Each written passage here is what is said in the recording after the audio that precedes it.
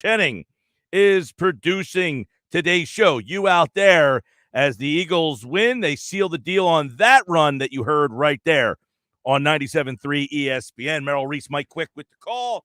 Jalen Hurts using the old L1 button, as Lane Johnson said, juking Granderson out of his, and scoring the touchdown for the Eagles as they win it with a pretty dominant effort from the offense. They put up a 40-burger on the number one defense in the NFL against the run. They go up over 200 yards on the ground in the game, again, against a team that only gives up 72 yards a game on the ground, and they put themselves at 5-6. They've won 3 out of 4. They've gone over 200 yards, 3 out of 4, and obviously things are starting to look up for this team. And you know what, Josh? I didn't wake up today to any Jim Mora gifts this morning. No Jim Mora Sr. playoff gifts today. I feel like people are starting to say, you know what? That Mike Gill has been saying that the Eagles can make the playoffs for a bunch of weeks now, and I didn't believe him. I sent him the Jim Mora gifts, and now that crazy dude might just be right about this Eagles team, as I've told you all season long. This team, I said it in May, I said it in June, I said it in July, August, September. This team could make the playoffs if their offensive line stays healthy. They have the best offensive line in football, and I've been telling you, as long as their line stays healthy and they use the line and run behind that line, they could be a playoff team. Are you starting to feel me out there, people? Are you starting to feel me? 609-403-0973 on the text board, 609-403-0973. You can, of course, hit us up on the free mobile app. Download the app on your phone and message us through the app. And, of course, if you're watching the show live on our Facebook, on our YouTube live video stream. But it comes down to this. The Eagles dominated up front. They've done it again. They absolutely dominated up front. Jordan Mailata, Landon Dickerson, Jason Kelsey, Jack Driscoll, and Lane Johnson. They get the game ball again. They absolutely whipped the number one rush defense up front. They physically beat them up at the point of attack. And Jalen Hurts, again, made just enough plays with his arm, enough plays with his feet. They put up 40 points. They got a big play, 2 really big plays from the defense. They got the interception from T.J. Edwards early in the game. They got the interception return for a touchdown right before the half from Darius Slay, and that put them up 27-7. And they really, the Saints made it feel kind of tough late in the game. It kind of felt like, oh my gosh, are they going to let this thing slip away? But then Hurts, does what he does best, makes plays, makes everybody better around him. And then obviously the Eagles held on to win. And, they're doing it with the right recipe. You don't see it a lot in this league anymore. Teams putting the ball in the running back's hands and saying, hey, win the game for us here. But the Eagles are using that philosophy. Why? Because they have the best offensive line in football. They have the best offensive line in the NFL right now. And that's why this team has a shot to make the playoffs. I've been telling you for weeks this team has a shot to make the playoffs. Last week, in who's in, who's out, I have them in. I'm wondering how many people out there now actually believe what I'm saying. Let me know if you said, hey, you know what? I've been disagreeing with you. I've actually had a lot of people reach out to me and said, you know what? I've been disagreeing with you. I might now have to start agreeing with you. How many people out there think that this team's got a shot? There's so much to go over in this game. And here's one thing. The Dickerson-Mailata tandem on the left-hand side, they're going to go in the Pro Bowl together. Those two guys are Pro Bowlers right now together. They're going to play in the Pro Bowl together on the left-hand side. Those two guys, I don't know if it's this year or what, but they're going to be perennial the left side of the line in the NFC. Those two guys yesterday, Mailata and Dickerson, I find myself just zoning in on number 68 and number 69. How many times during the course of a game do you guys just watch the offensive line? Probably not too many, right? Watch those two guys next to each other for like a series or two and watch them just kick the crap out of the guys across from them. I mean, we all saw the play yesterday where Mailata got into a little bit of a scuffle with Davenport. But did you see the play where Mailata, there was a double team between Dickerson and Kelsey? They doubled the guard, and Mailata got to the second level and was trying to hit the guy. He ended up hitting the guy so hard that he hit into Kelsey and knocked Kelsey over. I mean, Mailata is one of those guys that just doesn't understand how strong he is. He has no clue. He's blocking the guy. He's blocking a guy. He's blocking a guy. Then there's another guy, and he takes one arm and just pushes that guy and absolutely destroys him. Look, is this team going to win the Super Bowl this year? Not likely. But what they can do is be a major, major disruptor. And I'll give Sirianni a lot of credit. He was a guy that for the first 6 weeks of the season, we were very critical of for good reason. We were very critical of Nick Sirianni because I believe that this team could be what we're seeing right now. My reasoning all along was that if you run the ball behind this offensive line, and you don't even have to run it as much as they are. I mean, 50 times they ran the ball yesterday. 50, I think it was. If you ran the ball, that would open up this offense. I remember talking to you guys in week 2, 3, 4, and saying this roster offensively is a play-action pass roster. They have a great offensive line. They have a great tight end, and they have a quarterback who can make the throw. In terms of, you don't have to go down the field. You have a quarterback who can make that throw to the tight end, who can make that throw on the out. This is a roster offensively that's built to be a play-action pass type of offense. You run the ball, take the pressure off the quarterback, and then when there's not plays to be made in the pass game, the quarterback's good enough that he can make plays with his feet and have that happen for him. Text messages coming in, 609-403-0973. Mike, I thought you were cuckoo for Cocoa Puffs, but now I can see the path you saw all along. However, don't sleep on the next 5 weeks. It's not as cupcake as it looks. Upsets all year throughout the league. Oh, you're definitely right about that. I'm not penciling in any wins, but I will say this. If they keep the same blueprint, now teams are going to start adjusting to this. Okay, they run the ball a lot. Here's the thing. You can make all the adjustments if you want. If you cannot win at the point of attack, that's the big problem. Teams cannot win at the point of attack right now on the Philadelphia Eagles. The Eagles' offensive line is winning at the point of attack more times than not. They ran for over 200 yards again yesterday. What did John DeShazier, who covers the Saints, he was on Friday's show, and he said, these are numbers that you would see from Alabama in the SEC. You don't run for 200 yards a game in the NFL, not 3 out of 4 weeks.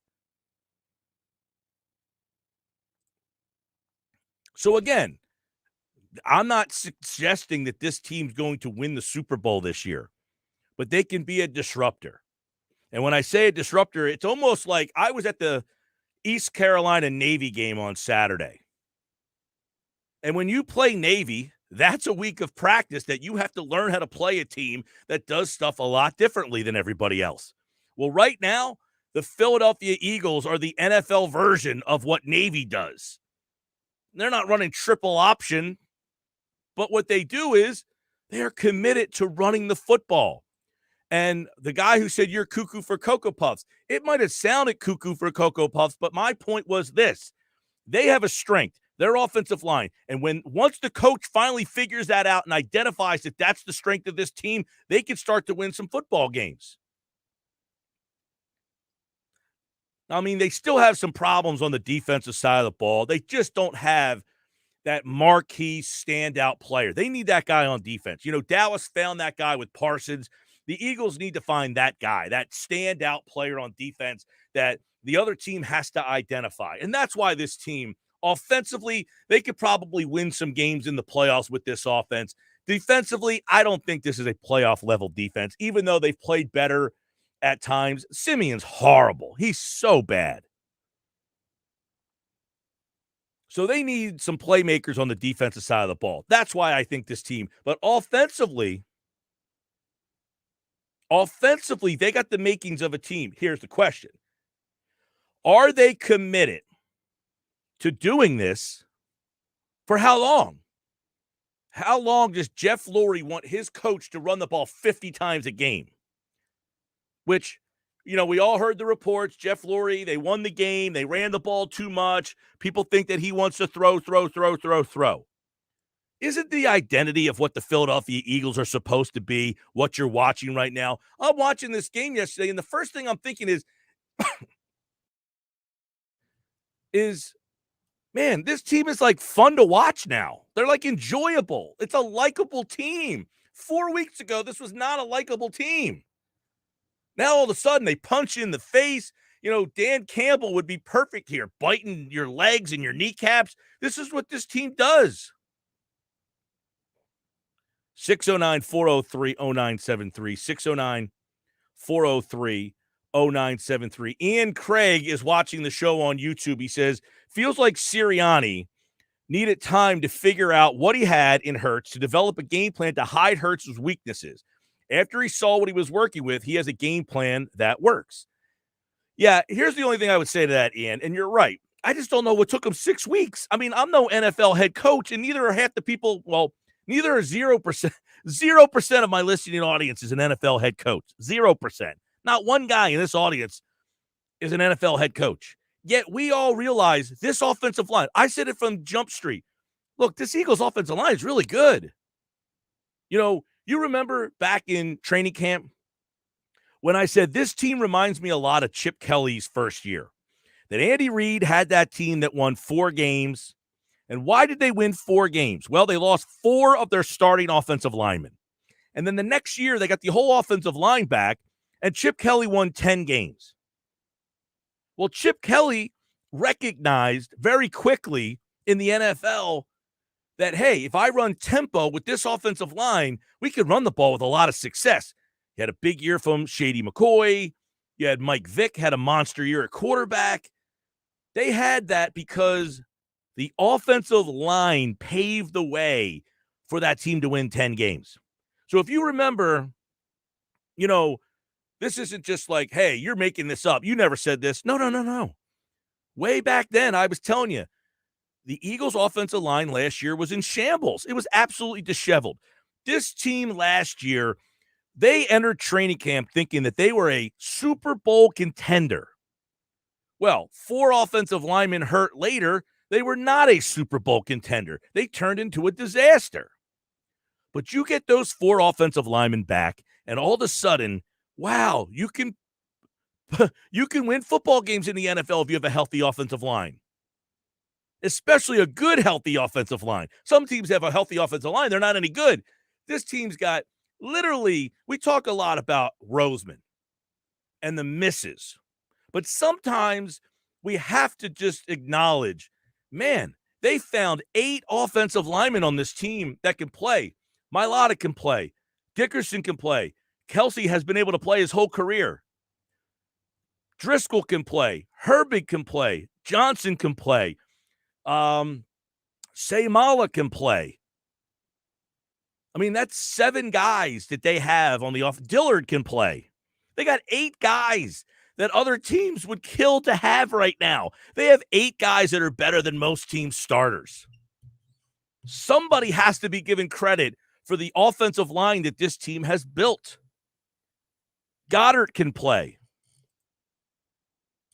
Smith can play. Hurts can play, by the way. 609-403-0973. Brian's watching the show on YouTube. Mike, I'm loving the progress, but to be honest, I'm not as confident against the Giants in Washington as most of the fan base. Washington is playing good football, so are we, and it's always a battle with the Giants. Well, I think the Eagles have beaten the Giants like 10 straight times, so it's not always a battle with the Giants. But yes, you're right. I'm not giving them wins in any of these games, not even the Jets. who, by the way, the Jets can't stop the run a lick. The Jets have to be the worst team against the run that I've seen in recent memory. But you're absolutely right, Brian. The Eagles, nor their fan base, can overlook the Giants or Washington. They play the Giants twice, and they play Washington twice. And guess what? How apropos is it that the NFC East rivals are going to make or break this schedule this year? The only team left on the schedule that is a non-NFC East rival are the Jets. If they take care of business in the division, they will go to the playoffs. They will go to the playoffs if they take care of business. 609-573-3776 on the phone. 609-573-3776. Hit me up on the phones if you want to jump in. We'll take phone calls throughout the day today as well. Mike, I know it's a long shot, but imagine if the Colts and Eagles ended up in the Super Bowl. The Colts have a similar O-line and talent. Wentz and Hurts, well, yeah, that's not happening, but you're right. Look at what John Taylor did yesterday. 5 touchdowns, monster game. Colts have a very good offensive line. Mike, this is Mike Tomlin of the Pittsburgh Steelers, and I'm a listener. That's pretty funny. 609-403-0973. Mike, I said the Eagles could have success if they ran the Ravens offense. They weren't early in the season, and they are now, and it's working. Yeah, I think I've been saying that since April. If they run the ball, if they're committed to running the football, don't ask Hurts to do too much. And look, Hurts is not some bum that can't play. They're just not asking him to do all that much. And because they don't ask him to throw the ball 45 times, you have a much better success rate when he does throw. I'll tell you what, Hurts as a thrower has grown on me the last couple of weeks. Think about this. He had 2 drops, legit drops yesterday from Goddard. That both of them, the one pass to Goddard, I can't believe he dropped, would have been a big play. And the other one, I think it would have been a first down. I think Hurts has come a long way as a thrower of the football.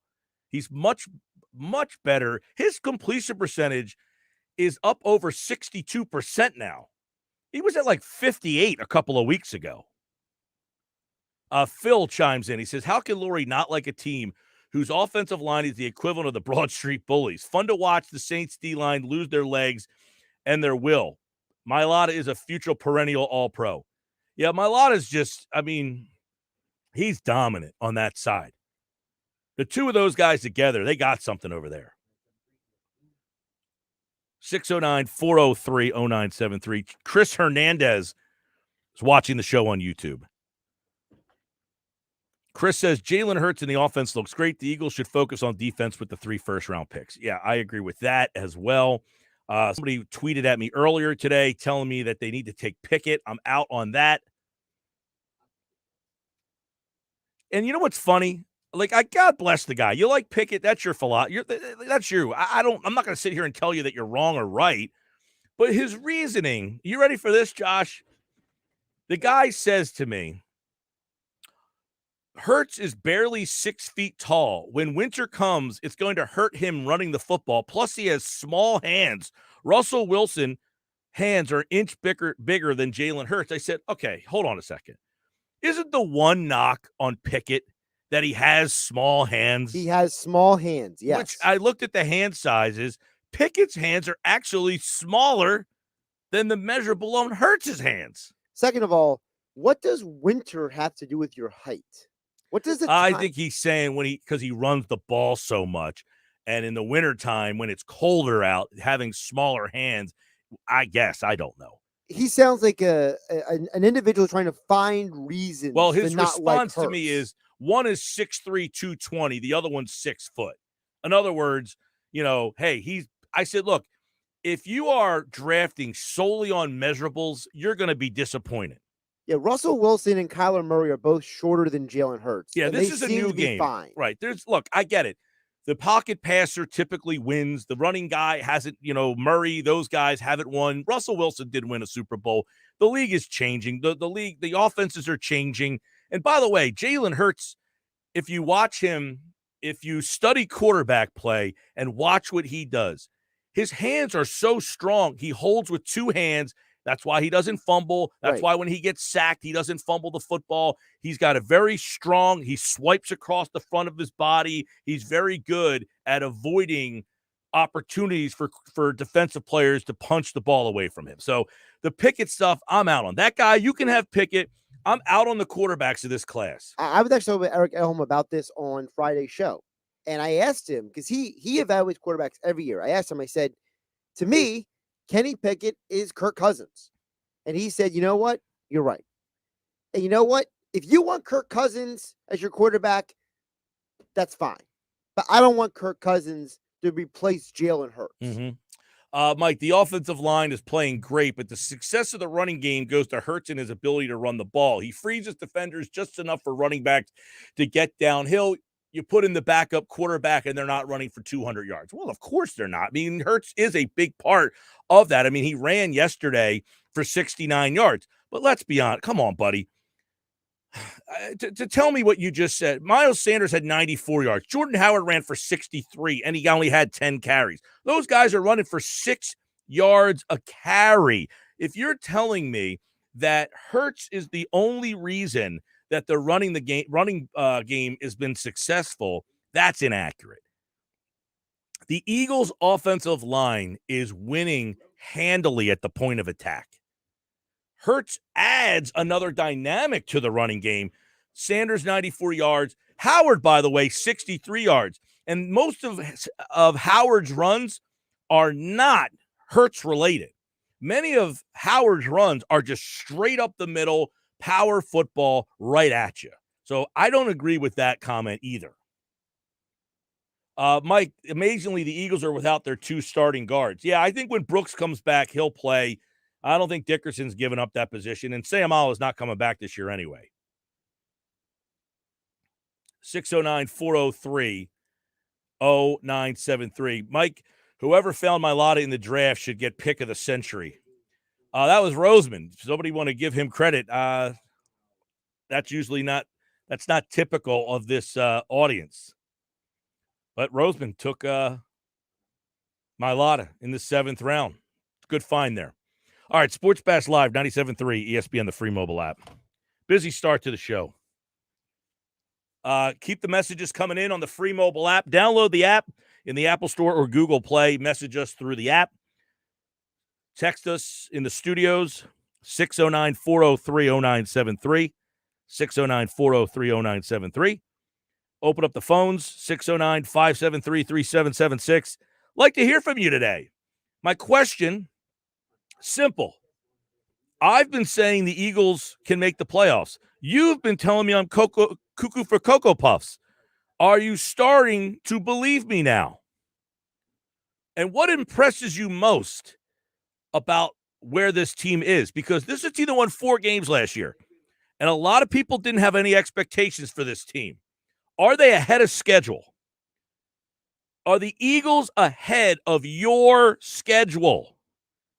Mike McGarry at 440 today. Sports Bash Live, 97.3 ESPN. 2 chances to qualify for 99 bottles today. 255, 455. Listen for that. We'll be live on Wednesday. 99 bottles, Vagabond Kitchen and Tap House. I'm Mike Gill. This is the Sports Bash.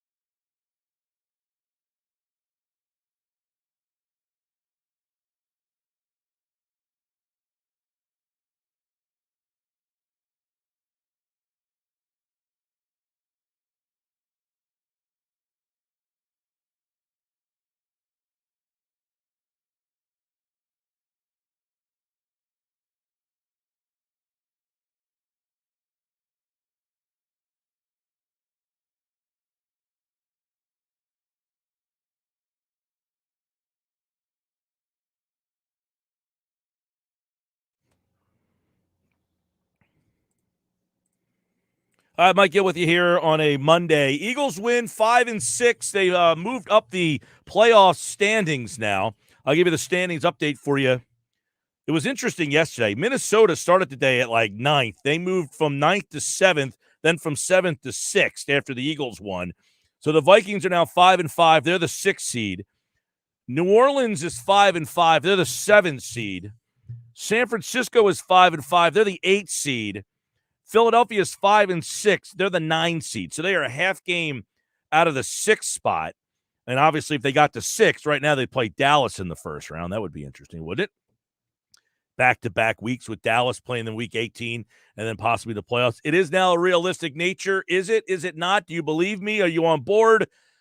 609-403-0973, 609-403-0973. Mike, I want to see if Sirianni panics when he gets a score or two behind and abandons the run. They can't have 2 or 3 score leads all the time. That's from Croce. Yeah, that's a good question. You know, what happens if they're playing from behind? I thought the Saints, they were down 14-0 yesterday, and they kept trying to run the ball. I like the game plan. Their quarterback just stinks.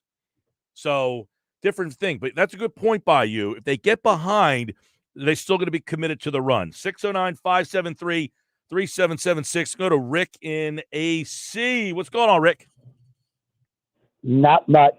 Well, I'm just going to lay a fact of life on you. The Eagles haven't rushed for 100 yards or more this season. Haven't had receivers receive for 100 or more yards. The quarterback hasn't thrown for over 200 yards this season. And if they think they're going to do that in the postseason, it's going to be a short trip. Well, I don't think anybody thinks this team's going to make a deep playoff run, Rick. I will say, you said Hurts hasn't thrown over 200. You mean 300 yards? Yep. Because he threw for 387 yards in a game against the Chiefs earlier this year. So he has thrown for over 300, I think multiple times. I think somebody has run over 100 yards a couple of times. I mean, so they have had some impressive offensive performances. I think their problem is defensively. I don't trust that they can make stops defensively. I think offensively, they are able. They put 40 points on the board. They've scored over 30 twice this year already. They didn't do that at all last year. I understand that, but the best teams to make any kind of a playoff run are got to have balance. You don't have balance, you got issues. Something to be said for that, Rick, and I appreciate the call. You're right. I mean, I look, they're not a completed team right now. They definitely have more layers that they need to add to this team, but they have at least found out who they are. We are a team that is going to run the football at you, whether you're the best defense in football or not. And if you stop us, now we're going to have to find some other things. They have Hurts that can do things with his feet. They've added Smith, I think, as a nice weapon on the outside. I think Goddard has given them some stability as the tight end. Look, Hurts has thrown over 300 yards twice. Devonta Smith has gone over 100 receiving yards twice. And Miles Sanders had 94 yards rushing yesterday. So, yeah, they're not a finished product, Rick, but I appreciate the call. Jim in Summers Point. Jim, you're on 97.3. What's up, Jim? Hey, Mike. Sanders throwing the ball yesterday. He needs to hold on to the ball better because he's shaky. Yeah, you're right. I think, but you know what, Jim? I think that's one of the reasons why Nick Sirianni has been not 100% behind using him all the time, is I think he doesn't trust him. I continue to say I don't think he trusts him. Right, exactly. Now, that said, Jim, that said, you're right. That Sanders was a question mark there, but he does add another dimension to the run game.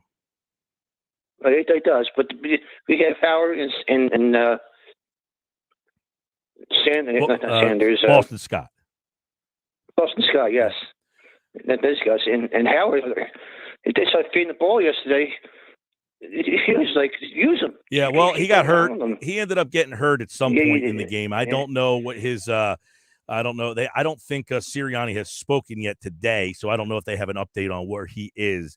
But I think and Jim, I got to run. I appreciate the call. You're right, Jim. I definitely think that is something they have to look into with Miles Sanders. Is Miles Sanders a guy that they trust? I've contended, Josh, that Sirianni just does not trust Sanders fully. Well, he also ran out of bounds yesterday again. Again, You know, so this is now multiple games where you have a lead, you're trying to milk the clock, and your number one running back can't stay in bounds. And that in and of itself, like, I'm sorry, if I'm his teammate, I go at the miles and be like, bro, what's wrong with you? Like, I mean, this is stuff you learn like in high school and younger. Yeah, he fumbled, then he fumbled again, but I think he was down. They called He him was down by already down. contact. Yeah, they called him down by But contact. it just shows a propensity for him not to be able to secure the football. And that lack of trust, if he can't be counted on to carry the ball to close a game out, that's a problem. I wouldn't be surprised, Mike, if the Eagles on day 3 of the draft take a running back this year. Yeah, Gainwell was inactive yesterday, so that's an interesting story there. He has not been a good pass blocker. That has been the big demerit on him so far this year. And this, by the way, Sanders, much better pass blocker. Howard's a good pass blocker. Boston Scott really is not really in his tool set. So, all right, we'll get Mike McGarry's thoughts as he's starting to take this Eagles team more serious now. I think he had him pegged for about 2 wins this year. Nah, I'm just kidding. I think he said 5. But they're at 5. What's his ceiling now? And a lot of busy stuff over the weekend. Had some great high school football games. We've got 2 teams still alive. We'll get his thoughts on that. Also, the Baseball Hall of Fame names are out. There's a couple Phillies on that list. I want to get Mike's opinions on that as well. That's coming up next here on the Sports Bash Live 97.3 ESPN, the free mobile app. Download the app in the Apple Store or Google Play.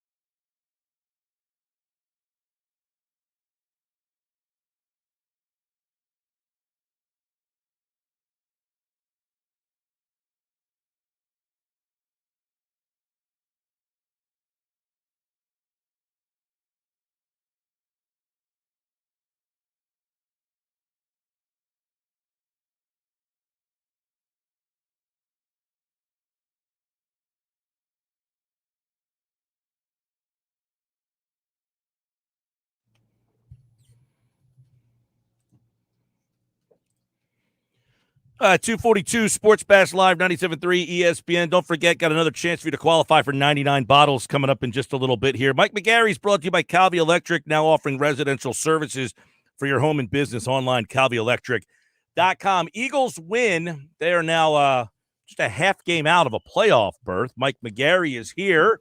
We'll get his thoughts on the win and what it means moving forward. Has the opinion changed at all of the ceiling of this team? Are they a little ahead of schedule?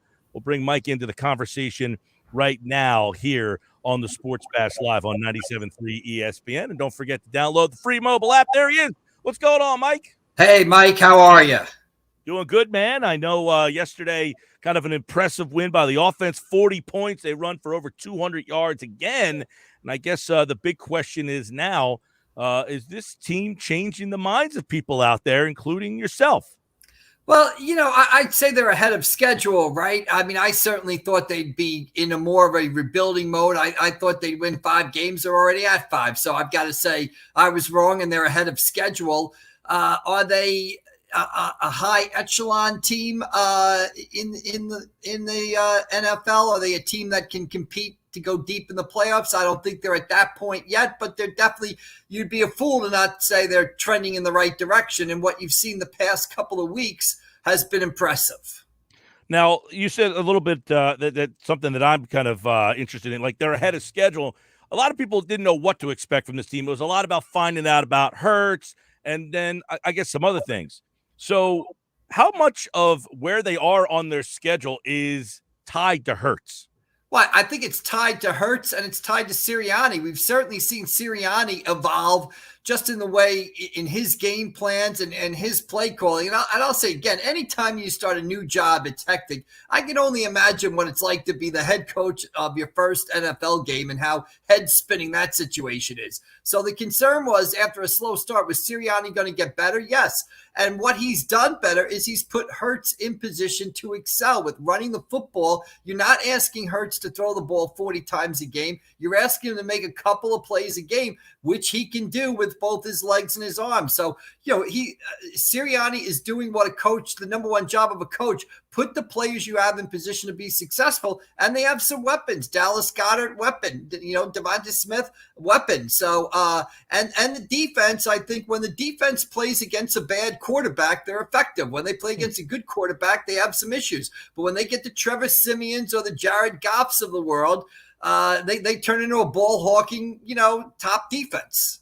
Yeah, you wonder why they are so Jekyll and Hyde defensively, just basically depending on who the quarterback is. It seems that they raise their level. I think they're still missing a marquee playmaker on that side of the ball. They still need to really – now, they did give an extension today to TJ Edwards. They seem to like Davion Taylor. I hope they don't feel like they have solved their linebacking problems. No, to me, when I look at them, to me, what they're missing on the defensive side of the ball is a top-notch pass rusher. One of those guys you've got to account for on every play. You've got to chip them. You've got to maybe even double team them. They're missing like that big time defensive end or that outside edge rusher who can consistently put pressure on some of these good quarterbacks. I would think that would be, to me, that's their number one need defensively. Where's a guy? Because, in the NFL, you're really not going to stop teams for the most part. What you try to do is slow them down. And the way you slow them down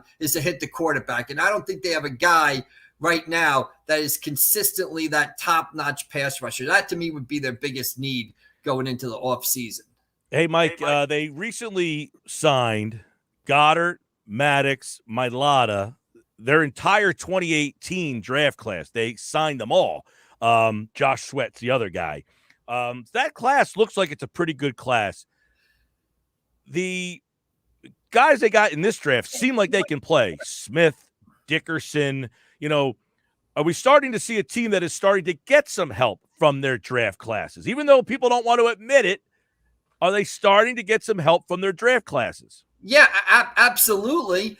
And it gives you more confidence with the picks they're going to have in this year's draft that Roseman's done a good job. And let's face facts right now, that picking Jalen Hurts in the second round of the 20 draft in the middle of the pandemic looks like a very good move right now. So, you mentioned the 18 draft. You mentioned the draft they just had. The 20 draft, even though Rager has not been, what we all wanted him to be, and he certainly doesn't seem to be progressing. But if you come out of the 20 draft with Jalen Hurts, with a quarterback who can play here for the next 4 or 5 years, that's pretty good.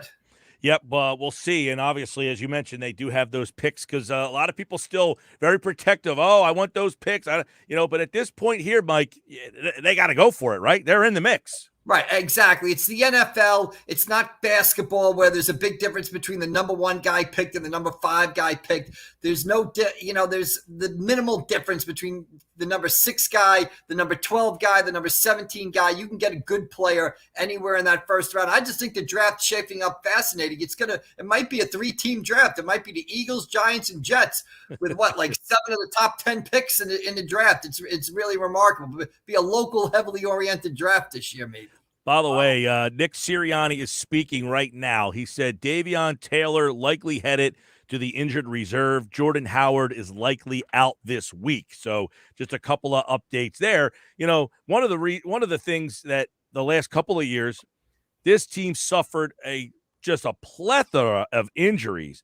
They've had some injuries this year, but they've avoided that, just influx of injuries. That helped because their offensive line has really been the difference maker.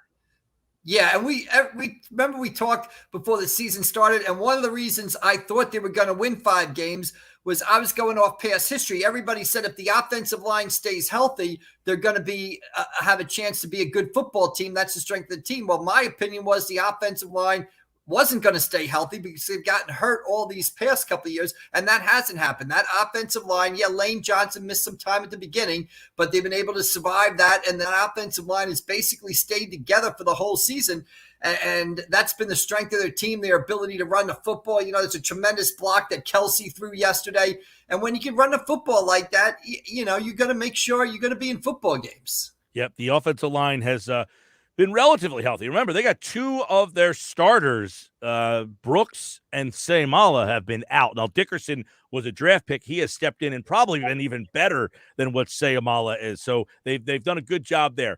Ultimately, moving forward here, Mike, you got the Giants twice, the Jets, Washington, and then Dallas. Are we looking at a playoff team?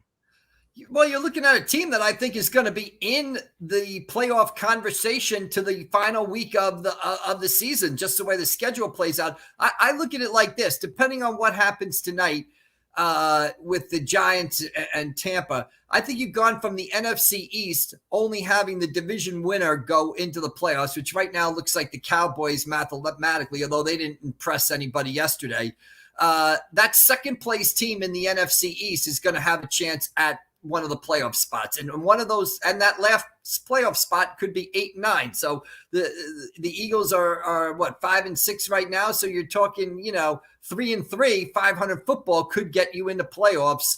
At the end of the season, and Washington's playing well. They won 2 in a row. I think they got 4 wins. So that second place team in the NFC East is going to have a shot at the playoffs, and that makes these Washington, Philly games and the Giant games huge. Very, very big. Mike, have you made a definitive answer in your mind on Hurts yet? To me, I'm going forward with him the way he's playing right now. If you put the right pieces around him, I think you can win with him. And I don't want to start over, Mike. I don't want to go back. I don't want to say Hurts isn't the answer and use one of those draft picks and start over. Look around the league at the rookie quarterbacks. The guy in Chicago is okay. The guy in New England is good. The guy at the Jets hasn't played well. The guy with the 49ers hasn't played well. I mean, Miami, Tua. Remember tanking for Tua? Now they want to get rid of Tua, 2 years later. I don't want to start over. Don't ask the quarterback to do everything. Ask him to do enough to help you win. Put the pieces around him that makes him effective. And I think you've seen that with Hurts. Again, what's this? 11-4, 15, 16 games. This is the end of his rookie season. He's getting better. I ride him out another year. I like that. I like that too. I don't love a quarterback. If there was a guy in this draft that just wowed me and you're like, I got to get him, that's a different story. I don't see that guy. And you're getting to the point now where he doesn't make a lot of money. He's a young player. Do you want to go after one of these veteran? Now, Deshaun Watson would be interesting, but his whole story, do you want to get involved with that? No. Russell Wilson, is he starting to show that he's getting older? Is he going to be able to maintain that same level of play? And I'm a big Wilson fan. Do I want to give up multiple picks to get him? I mean, I think you're pretty good with what you got, Mike. Before we roll, I want to get your recap of the weekend. We had a couple of local teams advance on. It was a pretty amazing weekend for some of these teams. Yeah, great weekend of high school football. Millville wins South Jersey Group 4 championships. They beat Ocean City 40-3. Millville really on just a remarkable run through the playoffs right now. And Cedar Creek goes to 12-0 for the first time in school history. Cedar Creek, a great story out there in Egg Harbor City. They beat Delsea to win the South Jersey Group 3 title. Cedar Creek opened in Egg Harbor City in 2011, Mike, and they've already won 3 sectional titles. They won in 2015, they won in 2019, and now they had another sectional title this year. That's really a remarkable record for a school that's been around for 10 seasons. So Cedar Creek and Millville, they'll play the first weekend in December up at Rutgers in regional championship games. And meanwhile, we've got our annual sort of Thanksgiving games this weekend, the Anchor Bowl down in Cape May, Millville and Violin for the 150th time, Atlantic City and Holy Spirit, Pleasantville and Ocean City also. So it's rivalry time. Not as many Thanksgiving games as we used to have, but there's a few on the schedule, and then we'll get ready for the final weekend of the high school football season, that first weekend in December with Millville and Cedar Creek up at Rutgers. Yeah, Millville really turned it on in the second half of that game against Ocean City. And, man, those two, that tandem on offense for Cedar Creek, I mean, both breaking school records. Bermudez just committed to Cincinnati. The quarterback up over 3,000 yards. Well, not yet, but I guess next week he'll go over 3,000 yards passing for a high school quarterback. It's pretty amazing. Hey, when I first started this job back in 1993, you could have added up all the Cape Atlantic League quarterbacks in the league, and for the season, they didn't throw for 3,000 yards. So here's one guy, J.C. Landesini, out there with the Pirates of Cedar Creek, throwing for 3,000 yards. And JoJo Bermudez was just electrifyingly great the other game. I think he had 12 catches for 236 yards and 2 touchdowns. Just a great show put on by Cedar Creek in that game. Very good weekend for the two teams that won and a couple of the teams that did not win. Good showing by St. Augustine. They lost 17-0 to Don Bosco. Holy Spirit and St. Joe's seasons came to an end as well. Mike will have coverage of all the high school Thanksgiving Day and then, of course, the games that are still to be played at Rutgers for Millville and Cedar Creek. He'll be back on Wednesday's show as the Eagles 5-6. Your Giants play tonight. See if they can knock off Tampa Bay. Washington did it. Why can't the Giants? All right, Mike, take care, man. We'll see. All right, there's Mike McGarry from the Press of Atlantic City. And, of course, his appearance is brought to you by Calvi Electric, now offering residential services for your home and business online at calvielectric.com. All right, 99 bottles. It's this Wednesday, and we have a chance for you to qualify right now.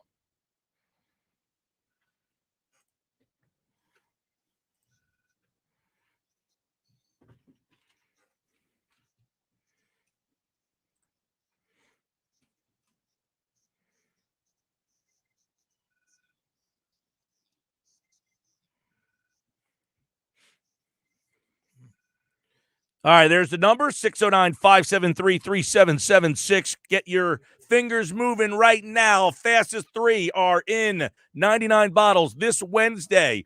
Vagabond Kitchen and Tap House, Egg Harbor Township. That's where the party will be. 99 bottles, 99 winners, 99 pairs of tickets.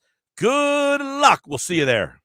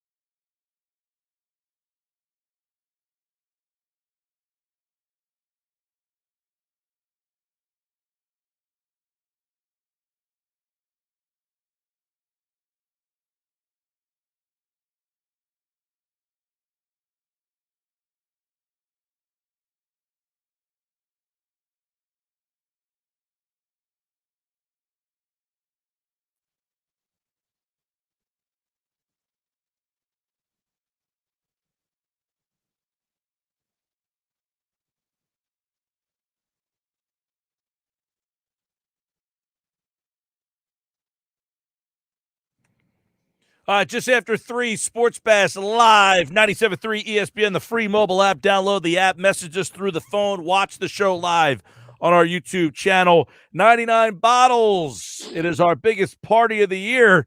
You can be there live this Wednesday, and these are our latest qualifiers. Who you got? All right, well, we got to start with Cheryl from Wildwood. Cheryl in Wildwood. Congratulations. Chris in Rio Grande. All right, Chris, Rio Grande. Al in Shiloh, who's very excited. Al in Shiloh. Where is Shiloh? It's technically, I guess, would be like Camden County. Okay. And then we also have an extra qualifier because we're trying to get as many people as possible. Got a bonus 99. qualifier because Francis from Friday Yeah. graciously said, I cannot be there. I'm going to give up my spot. So we had to replace Francis. Right. Who's replacing? Tim in EHT. All right, Tim in EHT. You got Francis's spot. See, now look, Francis is a good guy. We appreciate He Francis. said, I cannot make it. I'm giving up my spot. So, Tim, you are taking Francis's spot. You are in. Francis is out. Shiloh is in.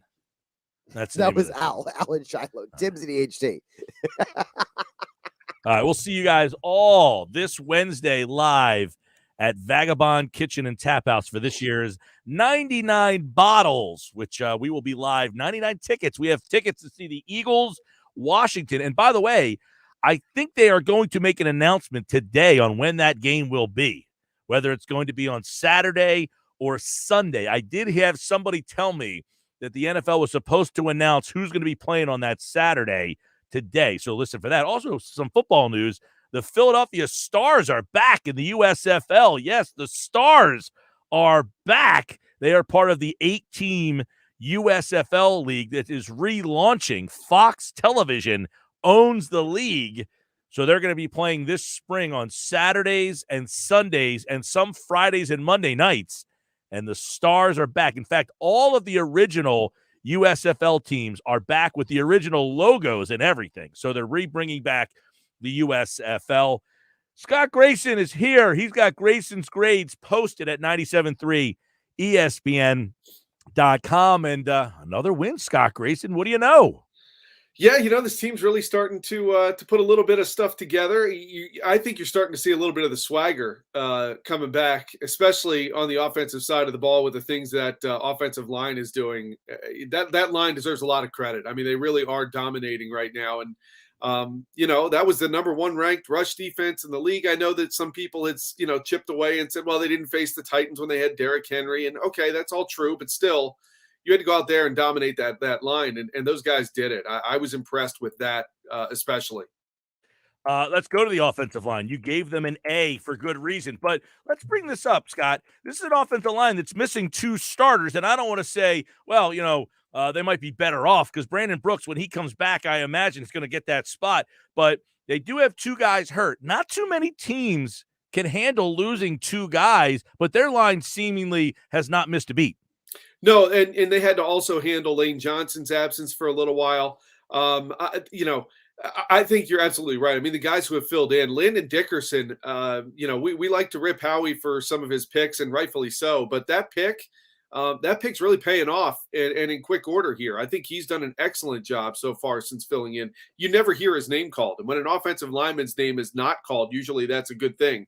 I think he's playing well. I think Jason Kelsey is – I don't know where he continues to find the strength and the durability, but he is, I mean, the speed with which he gets to the outside sometimes, I think he's pulling Houdini tricks, to see him out there. All of a sudden you see him 10 yards downfield on the outside blocking. And I'm thinking, how did he get out there that fast? This is not a young man anymore. But he still is playing great. He's a leader on that line. Of course, Lane Johnson's doing well. And Jack Driscoll, has filled in pretty well too. And, Brandon Brooks, Isaac Seumalo, I think those guys are very good. And, but what we're seeing is some of these younger guys, stepped up. Jordan Mailata has potentially played himself into what I think might even be an all-pro season. It's crazy. 7th round pick. But here he is. To me, bottom line, Jeff Stoutland deserves all the credit with what he's done with this line. And he has continued to do that pretty much year after year with developing these guys. I want to get your thoughts on a couple of things here. One, you gave an A to Dallas Goddard, and I just want to kind of get an overall view. You lost Ertz, who possibly is the best tight end in the history of the franchise, and here comes Goddard. seemingly they haven't missed a beat at that position. Yeah, another great pick. Another great pick by Howie. And then when he was taken, I know they moved up. this is paining you and others to have to say this. It really is. Yeah, I mean, I can't continue to do it too much more. I'm going to get sick on here. I got some other ones for you that you're going to have to admit to there, Scott Grayson. I know, all 1 year too, right? He had one good year. But no, I mean, Dallas Goddard, when he was picked, was clearly, labeled and targeted as the guy that they wanted to take over for Zach Ertz. And to his credit, he's done that. He gave them the ability to move on from Ertz and save that money and now kind of roll it over even cheaper than what Ertz would have been, to pay a Dallas Goddard. And I think Goddard, the one catch that really comes to mind that I think a lot of people will see, that slow-mo replay of, I don't know how he held the ball in his fingertips on that third down catch, but it was great, and it was a big play, and I think Goddard has really emerged as a prime target for Jalen Hurts. I think in this offense, when you mix him in with the running game that's been going on, and you have a Devontae Smith on the outside, I think he works in very well with what they look to do here in this offense, and as long as he can stay healthy, I think he could have a very good career here for sure. All right, you gave an A to John Gannon and his defense. As you wrote, he received plenty of criticism this season. What has he done? What are some of the reasons why you gave him an A? What I really saw in this one was, he brought the pressure. He brought the blitzing. He brought it at the right times. I liked the timing that he did. And I also really liked, and this is one of the biggest reasons I gave it to him, I actually saw, creativity in how they tried to disguise the blitzes, where they would intentionally rush a couple guys up early so that, they would change their protection, and then those guys would back off. And one play in particular, I remember seeing that happen. Alex Singleton shot right up the gut, untouched, and got a hit on Herbert and forced him to have to throw the ball away early. So those are the kind of things I saw out again. What I really feel like I'm seeing is a defensive coordinator now who's starting to trust his players. And I think that's a big thing. I think early on he was afraid to get beat. He played cautious as a result because he didn't know what these players really could do. He hadn't yet learned how to trust them. I think something happened behind the scenes where he is now starting to trust them. And I don't know if some of that was some of the veterans going to him saying, listen, we can do this. You just have to trust us to do this. I don't know that for sure, but whatever happened, what I see is I see a much better scheme. I see more creativity, and I also see more trust from him with these players to make the plays. I mean, just look what JT Edwards is doing. Davion Taylor, who obviously was a little banged up yesterday, has obviously played well. Darius Slay in 2 games with pick sixes. I just see more confidence and more trust on that side of the ball. And I think Gannon deserves the credit where he has also, had to deal with the criticism. Yeah, TJ Edwards, by the way, got a contract extension today. He was an undrafted free agent that they picked up. He gets a 1-year deal, 1-year extension. Davion Taylor, by the way, is looking like he's going to be going to the injured list. And they had to go to Alex Singleton in his spot. But Taylor, a 3rd-round pick a couple of years ago, is starting to kind of show some flashes that he could play. You wonder what the defense, not that he – it's interesting because this is the kind of defense that no one's standing out so much, but like if you take one piece off, you wonder what's going to happen. What's like the ripple effect? And I'd ask you, what would it be like if Brandon Graham was still healthy? Imagine that. Yeah.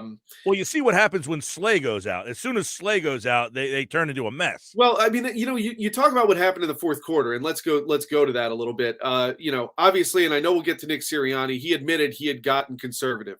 Not only that, but you mentioned no Darius Slay, and the Saints clearly played off of that. It really did affect the Eagles' defense. And with him out of the mix, they were picking on Nelson a little more. They did go after McPherson. They were just throwing the ball. Avonte Maddox seemed like he got pulled out of position a little bit.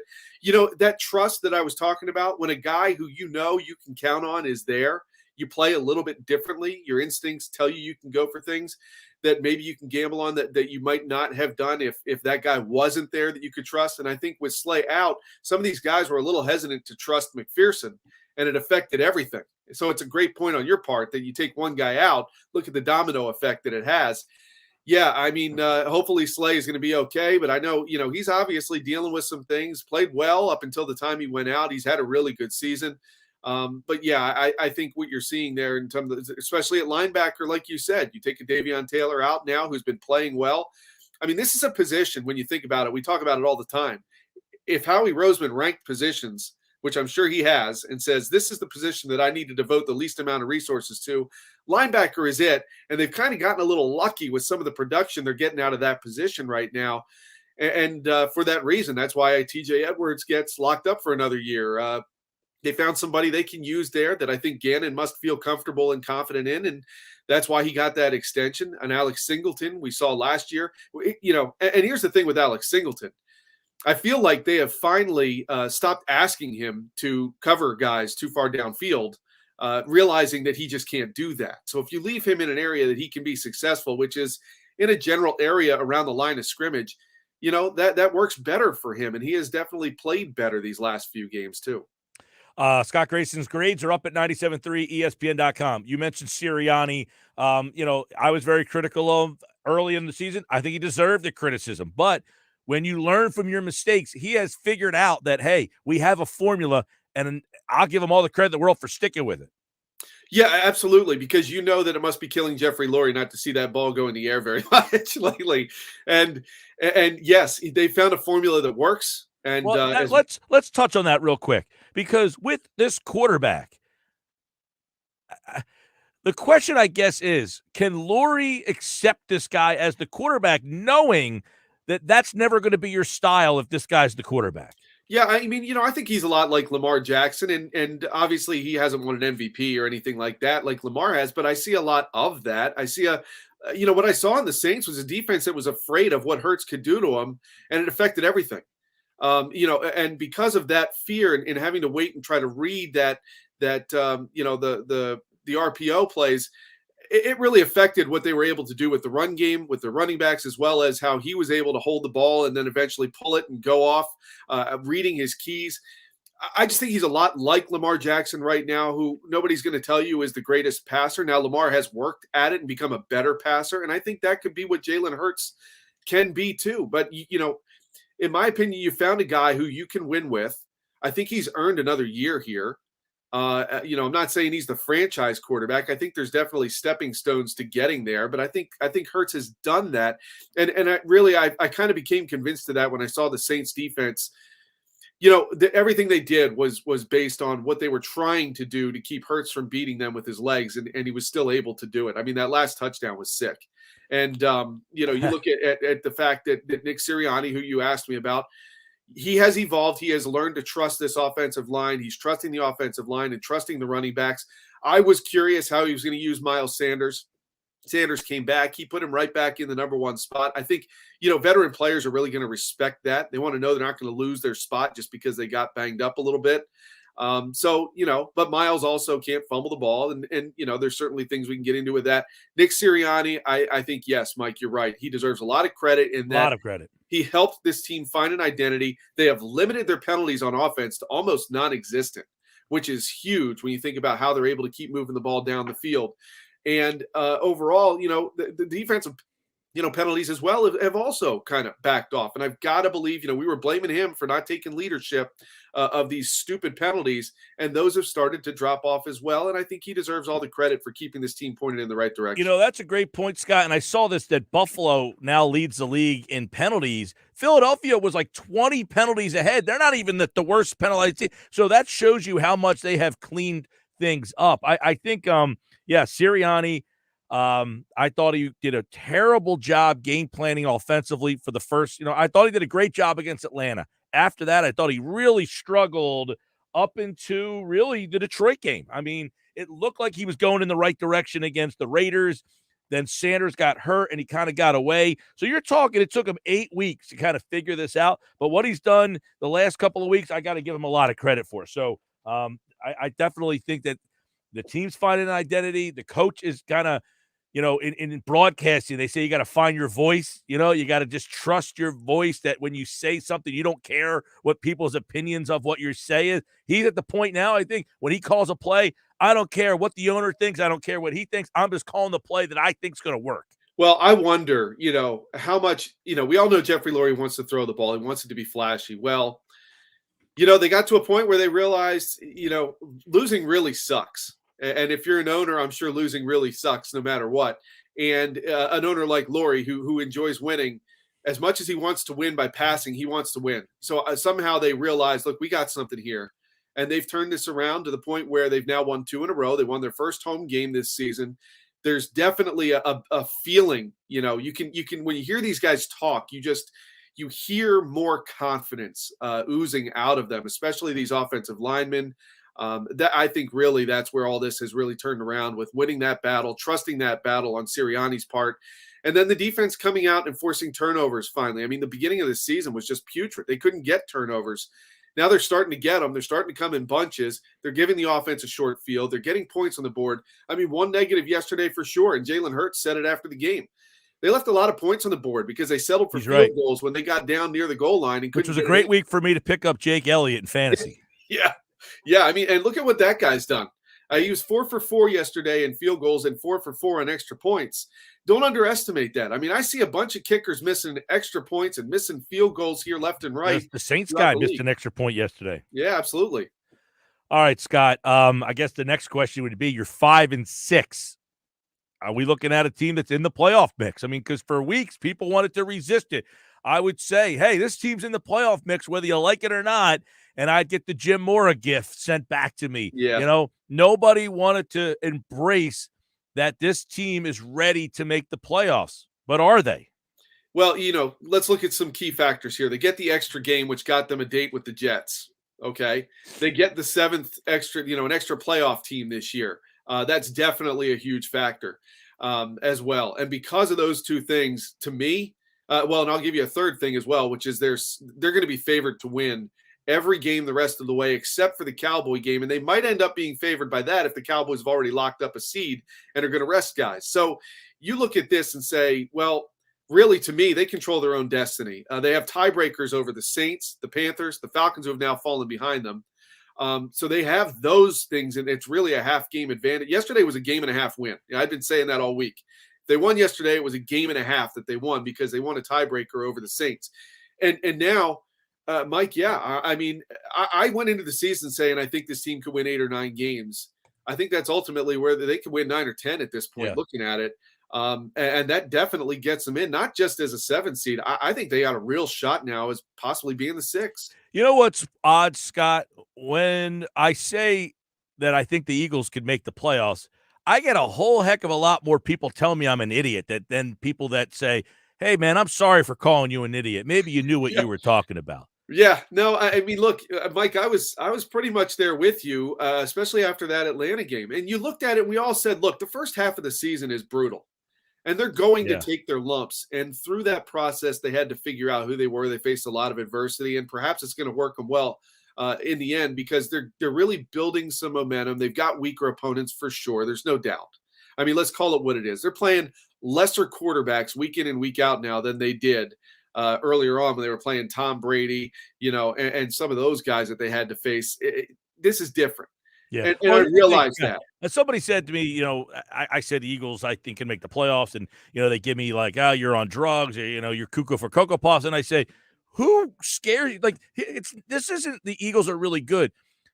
The caveat is the whole league is just so mediocre. Like, they're playing a lot of bad quarterbacks. Guess what? There's a lot of bad quarterback play in this league. Like, that's the league. You know what's impressed me over the last couple of weeks, Mike? The biggest takeaway I've said is because I thought there was a good 4 or 5 teams in the NFC that were head and shoulders above the rest. Now, Tampa loses to Washington. Dallas is losing its way a little bit here lately. These teams that I had put up at the top saying they're likely NFC Championship game contenders. Arizona, I know they've won a little bit with Colt McCoy. They're still a team to beat for sure. But some of these teams are up there. I mean, Green Bay has looked beatable at times. Aaron Rodgers and company, they're deciding to play one half and hoping that's enough to win games lately. These teams that were at the top that were so dominant, suddenly they're having problems too. And yes, the Eagles, certainly getting into the playoffs is definitely a function of them putting things in the right motion forward themselves. It is also fortune. They're getting some bad teams in front of them. And you're right. There is a lot of bad teams in this league right now that all have flaws. And at this point, this far into the season, everybody's flaws are exposed. And it's which team can take advantage of those more than another at this point. And the Eagles, I think, are a team that can take advantage of more of these weak teams than not. They got, of course, the Giants this week. Giants play tonight here on 97.3 ESPN, and they'll be in New York against the Giants, I guess New Jersey, on Sunday right here at 1 o'clock. All right, Scott Grayson's grades are posted right now at 973ESPN.com. Check out the full list of grades, and Scott will be back on Monday's show to recap the Eagles and the Giants here for another edition of Grayson's Grades. All right, Scott, happy Thanksgiving, bud. Yeah, same to you, Mike. Thank you. All right, Scott will be back next week. He's brought to you by Boardwalk Honda from Maine to Miami. Nobody beats a Boardwalk deal online at boardwalkhonda.com. And you can check out Scott on Props and Locks on Fox 29. And that, of course, right here on the Sports Bash. I'm Mike Gill. This is the Sports Bash live on 97.3 ESPN. And don't forget, you can download the free mobile app. Get the app in the Apple Store or Google Play. Are the Eagles starting to sell you a little bit? Are they turning your opinion of this team around?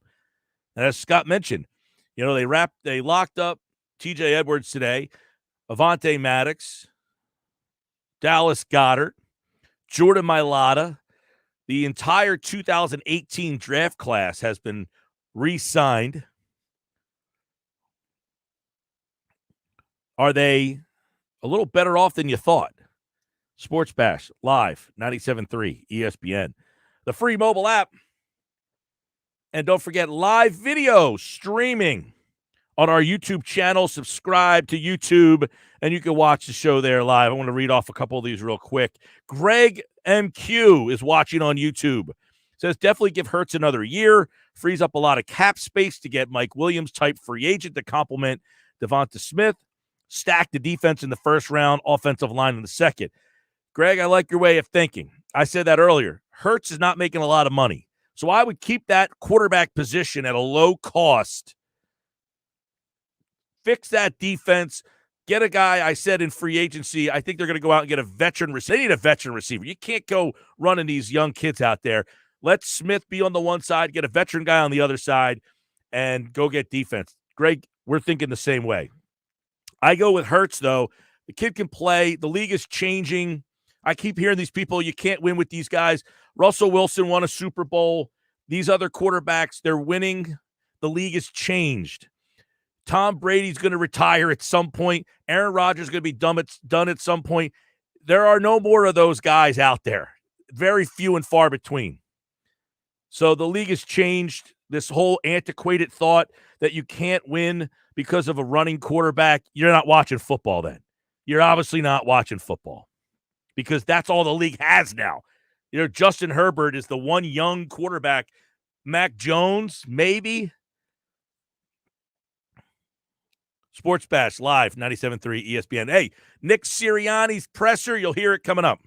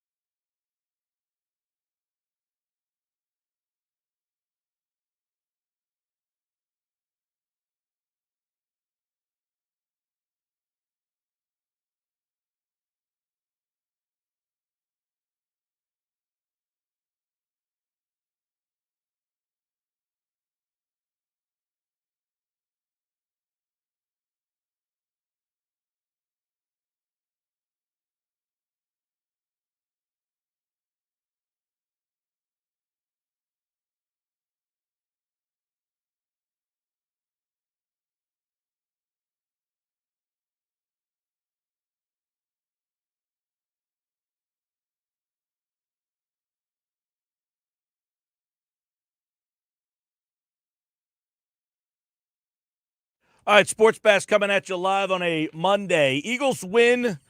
They beat the Saints. Impressed? Let me know. 609 403 0973. 609 403 0973. Got this text.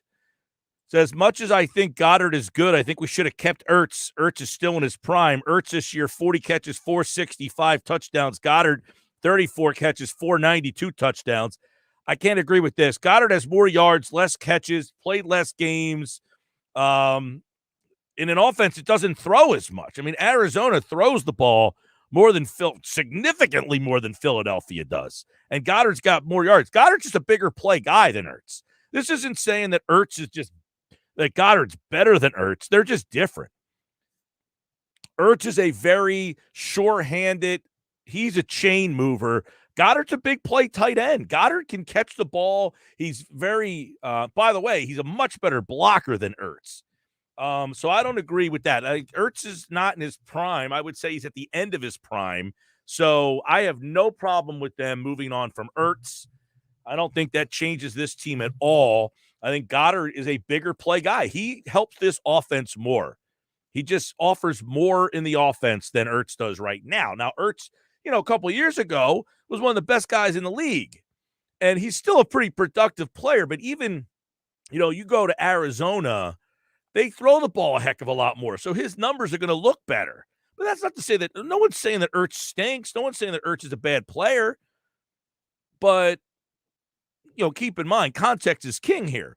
Zach Ertz is in an offense. In 5 games out there, he averages 12.2 yards a catch. Well, in Philadelphia, without Ertz here, now all of a sudden Goddard's numbers are starting to change. He averages 14.4 yards per catch.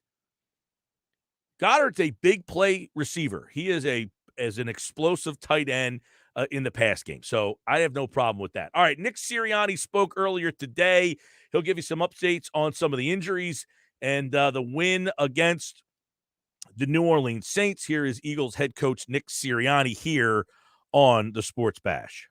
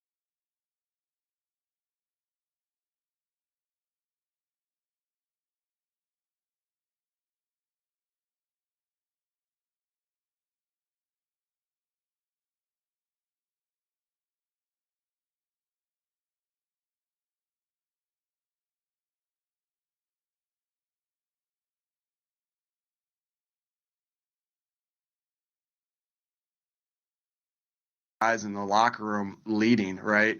And you want to reward the guys that are, good football players and good people, and guys that are going to, because I think when you talk about high character guys, they're going to work themselves to become better every single day. High football character, high character guys are going to they're going to be able to achieve their ceiling. And so we just see, and they're great, when you pay a guy like Dallas Goddard or Avonte Maddox, or TJ Edwards, it's an example to the younger guys of like, oh, okay, he got paid right there because he's a good player and he works his butt off to become the best player he can possibly be.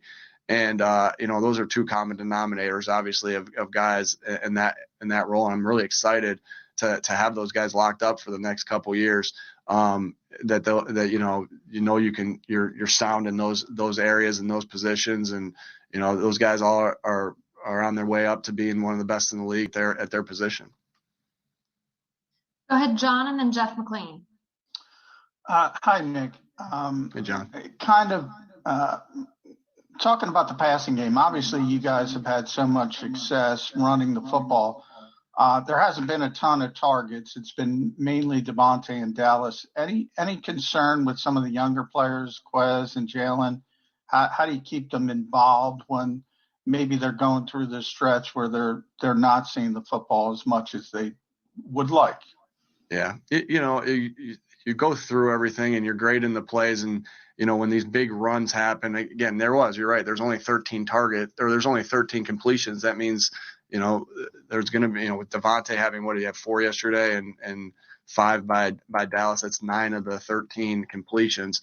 And so, yeah, I know when you play wide receiver, you want to touch the football, but they were affecting the game in other ways. I thought Jalen did a good job of in his return game. Averaged over 10 a return yesterday in punt return. And then I thought Quez did some good things in the blocking. There's definitely a couple of things we got to clean up, but those receivers, when you're running the ball like that, it takes everybody. It takes the quarterback getting us into the right play.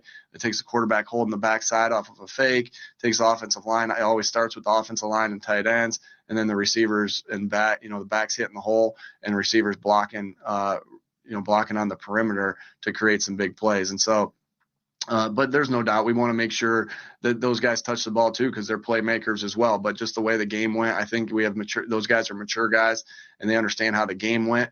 And there's no doubt that they want to touch the ball, right? And we want them to touch the ball. And so, and that's, we'll see how this continues out. But there's no doubt we want them to be involved in the offense and actually touching the ball, not just blocking.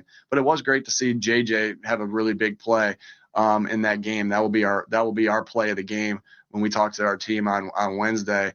JJ has been, a guy that's really been in there to set the tone in the run game, to be able to be in there in some play action things on different ways, whether he's getting the ball or not getting the ball. And then he gets that big 23-yard completion yesterday to kind of pull us out of a rut on offense and get the chains moving and help us close out that game. So, JJ's been really patient through that. And when his number was called yesterday, he made a big time play, and that's what I'll expect out of Quez and Jalen as well. When their number's called, that they'll make a big time play, because we've seen them do it in the past.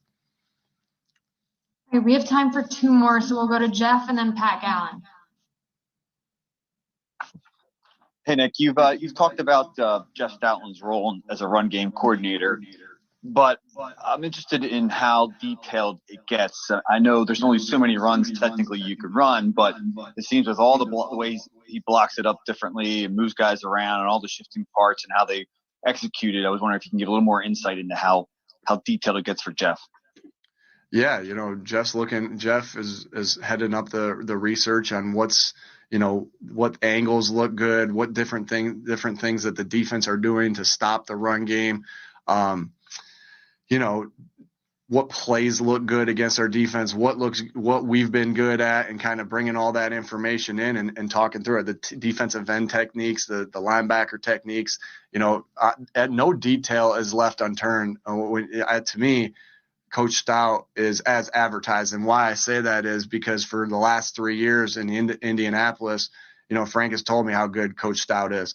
And and he's as good as advertised. He thinks about the players, of how we got to get them in position to make their blocks.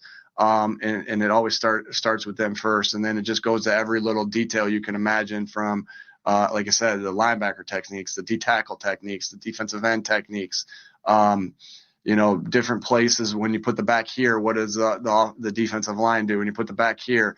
And so the detail that we go into, I mean, there's a long checklist of probably 15 to 20 things I ask when it comes to the run game. Hey, what do you do? What happens when this happens? And Coach Stout has an answer every time I ask him those things. And if he doesn't have an answer, he's going to find it. And so super glad that he's on this staff. And because, I value him. I think, when you look at position coaches, when you look at Coach Stout, he's not only this great technician, right? All our position coaches have to be great technicians and to get the player better. And Stout is very good at that. You can see it's just his history. You guys know that the offensive linemen continue to get better as they're here. And then also on top of that, he knows how to put the players in position to succeed. And so, like I said, it's a group effort. We talk through everything, and he's headed up all the research on the run game. And I'm sure glad we have him here because he's a really, really, really good football coach. Last one here with Pat. Hey, Nick. You mentioned Jason Kelce a little bit already, but there were a couple of plays that really stood out from him yesterday. The block on Miles' run, and then on the Goddard screen early in the third when he kind of skated along the line to not go too far ahead. How, from your vantage point, does he seem to just kind of get better with age and with every game? Behind the scenes, what does he do to stay at the top of his game? Yeah, I think you just see him take care of his body, take care of himself. He's like the way his mind works, right? We talk about accelerated vision, like guys, knowing what's going to happen before they happen. And how do you get that? You get that through because you have good instincts, which Jason does, and through years of experience. And so he just seems to know, and he sets the table for everybody. Hey, we're going here, or I see this and I'm going here. And so his ability to process, I think that's where he how you see that sometimes in quarterbacks, right? You see as the quarterback gets older, they're throwing for more yards and they're doing and more touchdowns, right? And I think that's a product of they've seen everything. Everything's been thrown. You can't throw something that Jason Kelce that he hasn't seen. And that's kind of how I think about Jason in the sense of, and if kind of like Phillip Rivers, where I just saw him continue. I'm like, well, how did you see that, Phillip? How did you know that was coming? Well, they did that to me in 2008.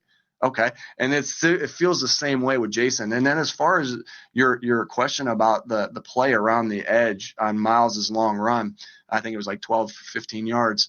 Like that's a block. The block he makes, I feel like I haven't seen that block. I'm giving him very high praise. He's a great player. That's like a movie style block, right? Where you don't see like a guy accelerate through one block and then go continue on to a next block, throw another block. I think I saw that on the only other time I see that. He made one of those same blocks against Atlanta, and I said the same thing. I've seen it against Jason Kelce do it against Atlanta. I saw Jason Kelce do it against the Saints yesterday, and I saw Billy Bob on Varsity Blues do it again in West Texas on that. Those are 3 times I've seen that play happen. And so I mean, it was incredible. It was such a good play that he made yesterday, and and he just continues to get better the more he sees. Safe to say, the Varsity Blues your favorite football movie? I like to Remember the Titans. That's probably up there.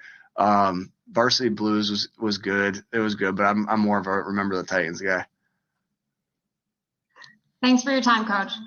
Thanks. All right, there's Nick Sirianni with a little humor at the end as he obviously puts that into perspective. Jason Kelce, as he mentioned, obviously having a great year. We talked a lot about the offensive line. Can't really argue with him there. Also, the injury situation looks like Taylor is going to be on the injured list, and Jordan Howard. I think the Jordan Howard injury is something we should kind of talk about moving forward here as well, because Howard, to me, is definitely a big part of this offense. And when he went out, I think they had a little bit, going back to a text message we got earlier. When Howard went out, I think that kind of messed with the run game a little bit. Howard was running power, and he goes right at you. He wears down the defense. So I think losing Jordan Howard might be something we have to discuss.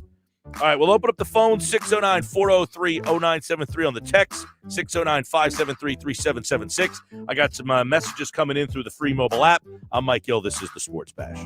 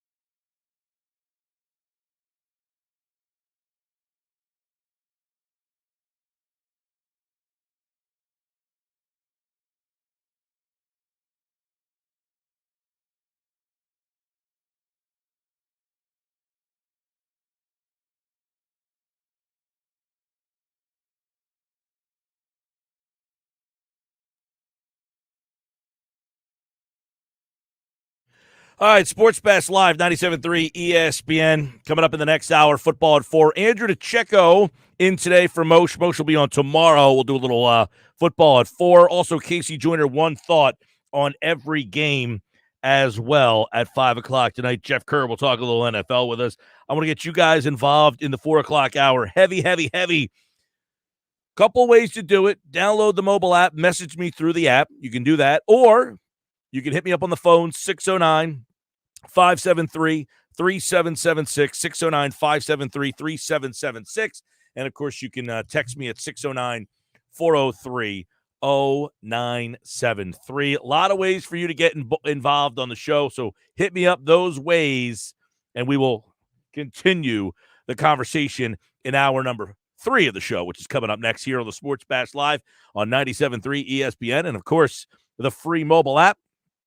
I am Mike Gill. Follow me on Twitter at Mike Gill Show.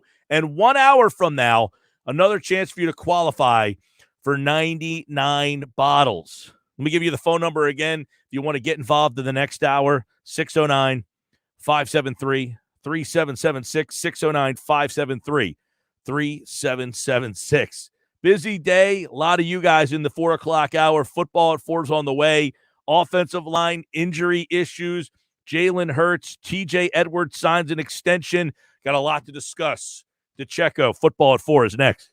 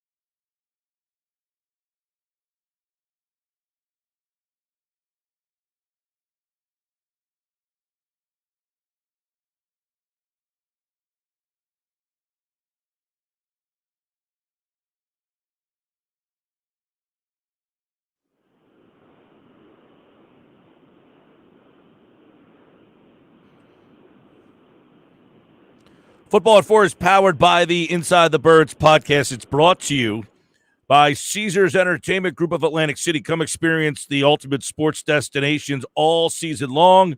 Wild Wild West, Tropicana Harrah's Resort Atlantic City. Book your game day experience today at Caesars.com. I'm Mike Gill. Follow me on Twitter at Mike Gill Show. And I don't want any more Jim Mora Sr. gifts. I've had enough of those this year. We'll talk about that and more. Andrew DeCecco, Football at 4. Get his observations on the Eagles' win. They, of course, knock off the Saints 40-29. They do it with a solid ground game, and obviously there's a lot more into this one here. 5-6. They are now just a half game out in the wild card race of the NFC. Andrew, happy Monday, my man. How are you? Hey, Mike, how you doing? All right, doing well. We talked on Thursday. We both had a good feeling about this game. It probably went better than we both thought here, and they do it behind just a dominant performance from the offensive line. I don't know how much more praise you could give this group, but what you see up front, and did you think that was really the difference in the game? That was one of the more dominant offensive line performances that I've seen in a number of years. I mean, it all starts up front with Jason Kelsey and Lane Johnson. Those guys are people movers. Jordan Mailata really establishing that dominance in his matchup, just an overall physicality, smash mouth style. And I think it's starting to really, I think it's putting teams on notice that the Eagles offensive line, and they're going to win in the trenches. And that's going to be sort of their identity. I think they've really found their identity. And I mean, Jack Driscoll's done a phenomenal job actually stepping in at right guard in place of Brandon Brooks. So a lot of people forget that they're doing this without Brandon Brooks and Isaac Seumalo, 2 starters. So, I mean, it's very impressive what they're doing. And, you know, it all starts up front with Jason Kelsey and Lane Johnson. Andrew, obviously the run game over 200 yards again. And you see the way you're talking about the offensive line here. Jordan Howard might miss some time. And I'm wondering what you saw from Sanders. If they lose Howard, how could that affect the run game? Well, Jordan Howard is a tone setter type of running back. He gets north and south in a hurry. He wears on defenses. And obviously they have the best of both worlds with all 3 running backs in Miles Sanders, Jordan Howard, and Boston Scott, who all present different challenges to defenses. They all have a different skill set.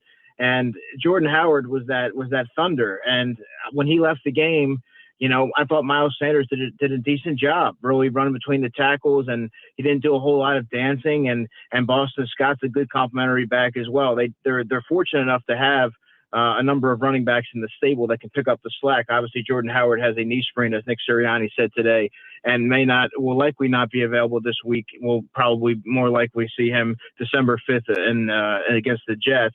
But I mean, they have enough guys to continue this trend of running the football. And I have to be encouraged of what you saw from Miles Sanders in his first game back, 94 yards in his return.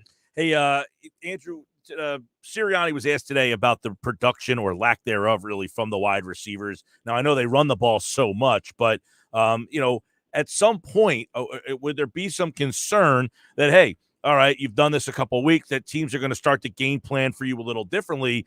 Are they a one-trick pony, or is this a team that can do more things? Well, I mean, they've proven that they're able to run the ball effectively on what used to be the number 1 rush defense in the NFL. So if they can run against the Saints, they can run against everybody. Now, you do have to find balance. And I will say the one caveat that could limit this team's ceiling is the lack of another weapon opposite Devontae Smith. Obviously, they could use a veteran there. But, I mean, right now you're looking at Quez Watkins, 1 target, 0 catches. Jalen Reagor, 3 targets, 1 catch for negative yardage. That can't continue. Obviously, teams are going to look to take away Dallas Goddard and Devontae Smith once they know that there's not another receiving threat on the roster they need to really plan for. That's going to be a problem. But I think right now, with the running game going as well as it is, Jalen running the football, they also have to account for him, obviously. And you know, you got Dallas Goddard and Devontae Smith. I think it's a healthy recipe right now. But when you start to face these, you know, the upper echelon teams of the NFL, when you look at talking about wild card situation, they're going to be able to take away your 2 receiving options, and they're going to make Jalen Reagor, Quez Watkins, Greg Ward, those type of players beat you. Yeah, I know that, you look at this offense and it's really humming out on the ground right now. I want to, last week I thought that Jalen Hurts took a big step forward as a passer, but what did he do in this particular game? You look at the passing stats, you're not going to say, hey, look at all the yards, but what was he able to do as a passer in this game that impressed you? I thought he made some nice throws that he wouldn't make 5 or 6 weeks ago. There was also a couple that got wiped away due to drops. I think that he's really, it's not necessarily the quantity, it's the quality of the completions and throws that he's making that are really notable in his gradual progression each week that we've talked about last week as well. And you have to be encouraged. I mean, the numbers aren't going to be gaudy, right? 147 yards passing doesn't necessarily indicate that they're going to take to the aerial attack, moving forward. That's on the back burner right now. But what I'm seeing from Jalen Hurts is he's making the proper reads. Still needs to see the field a little bit better. He is leaving some plays on the field, but I think he's working through his progressions, letting routes develop, and his ball placement is vastly improved from what it was in the past. But if the running game's working, I mean, it behooves the Eagles to stick with that until a team shows that they can stop it. But I think that Jalen Hurts has shown enough right now that it should eliminate some questions whether or not he can make all the throws.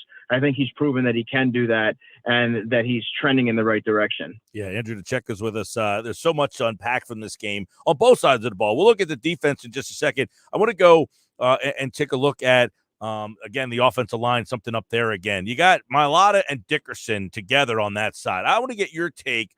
I know this year Sayamala is not coming back, but do you leave Dickerson at left guard? Do you move him to center? What is his future as a player in this league? I mean, him and Mailata together is very intriguing. Yeah, I mean, you have to like the way that Jordan Mailata and Landon Dickerson are playing off one another. I would keep that personally. If it's me, I would keep that in place, and I would think of moving maybe Isaac Sayamalu to center, or you can even look to Nate Herbig. I think that they have a strong left side for the foreseeable future, and that's working. And they're blowing guys off the ball, and they're establishing that gritty, tough, nasty mentality that teams have to account for when they play the Eagles. And I would keep that as is. But they do have some options once Jason Kelce does decide to retire. And the top of my list would be, and the one that would make the most sense would be Isaac Sayamalu. Yep, I'm kind of with you on that. I mean, the thought of having Dickerson and Mailata next to each other there for the next, 8 to 10 years, those two guys, man, they are fun to watch. I've never really found myself, Andrew, zoning in on watching the guard and tackle. I'll watch them for a series. Those two guys are almost as fun as watching like a great running back run. Yeah, it's really fun to watch. I mean, those two guys are in concert with one another.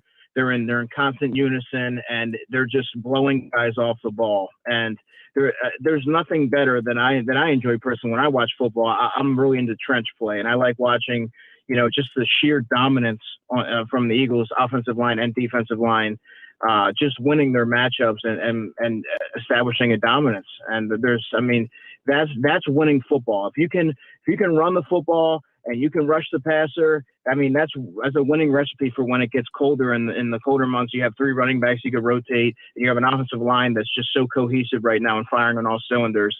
I mean, the Eagles have to really be pleased with how things have transpired after, kind of stumbling out of the gates early on. All right, let's go to defense. A lot of notes on this side of the ball, Andrew. TJ Edwards, 1-year contract extension. Let's start with him. And just adding him to the defense since week 8, as you tweeted out earlier, he's got 44 tackles, 3 for loss, broke up 3 passes, has a fumble recovery, had an interception yesterday. What has Edwards done to change the complexion of this defense? Well, he inserting him into that second level just added a physicality, a tenacity, a take no prisoners mentality, as I wrote about on InsideTheBirds.com. Teams aren't able to just run up the middle and pick up 6-8 yards at a time like they were when they had Alex Singleton out there and Eric Wilson. He's a guy that's going to come downhill, attack blockers, flow to the football, and he's always around the football, if you notice, and he's improving in his coverage, right? I mean, that was always one of the biggest hindrances from keeping him off the field was he's a liability in coverage.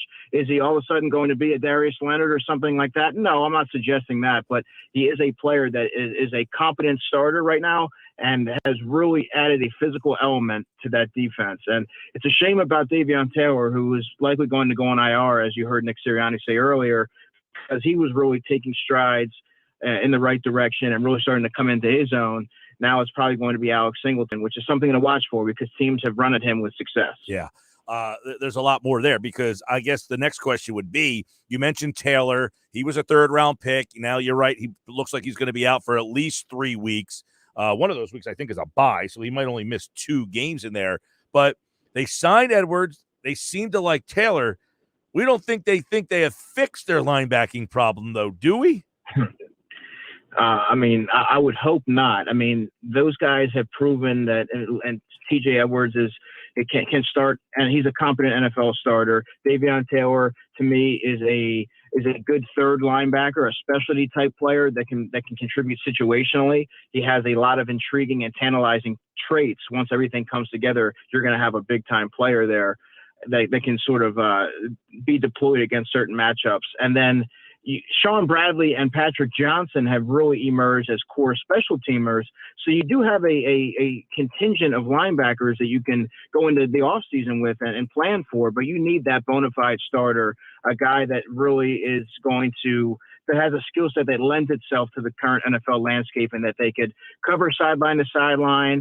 They don't really have a lot of limitations in coverage, and they're going to, aggressively pursue the football. I mean, you need one of those guys that can sort of eliminate those hybrid tight ends and running backs out of the backfield, like the Austin Ecklerds who you saw, but with the impact that players like that can have on a game. You need a linebacker that can sort of get rid of all that and eliminate that. Yeah, I know a lot of people are wondering, hey, they need a linebacker. They need a linebacker. They sign a linebacker. They have Taylor, and you're thinking they don't think they already have fixed this problem. We'll see. That's interesting. Defensively, you wrote about this over at InsideTheBirds.com, which is, some of the kind of, I guess you could talk about the pressure, what Gannon did to kind of mix his blitzes up. He showed a little creativity on Sunday. Yeah, and you heard Trevor Siemian, which I tweeted out. Trevor Siemian after the game said, "Yeah, they showed some different looks that we hadn't seen before." And I tweeted that out not to make it seem like, hey, the Eagles, they threw a wrench at Trevor Siemian. It's more so to drive home the point that Jonathan Gannon is making changes. He's modifying his scheme. And that's something that it might not be, you might see incremental changes week to week, but you are seeing someone who's evolving as a first-year coordinator, learning how to scheme around his personnel and put players in position to be successful and thrive. And, I mean, I thought that they would get a little bit more pressure with their front four, that they have a lot of, a lot of high-end guys in there, high-priced guys. So you would like to see that a little bit more consistent. But, I mean, they did what they were supposed to do against a beat-up offensive line. And Avonte Maddox coming on that blitz on that 3rd and 11 on that first drive that forced the punt, that really set the tone for the entire game. Well, I thought the play that Edwards, too, man, that interception, of course, Slay's interception, but, you're seeing now that the linebackers aren't a complete liability. Here's the question, I guess, you're watching this, you're seeing they're applying more pressure, they're mixing their blitzes. Can they do this against higher quality quarterbacks, or is this just a byproduct of, hey, Trevor Siemian struggled yesterday?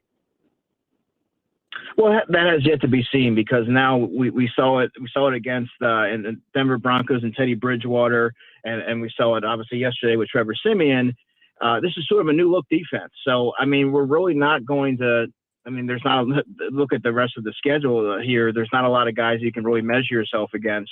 I mean, these are guys that you would think that these defensive players, they should get the best of, given the veterans that they have on that unit and the pass rush prowess and just the overall experience. They should win these matchups in the coming weeks. You're not really going to know how they're going to fare unless they creep in and snag that wild card spot and are really put to the test. I mean, they might see Dak Prescott the last week of the season. It depends on how things shake out.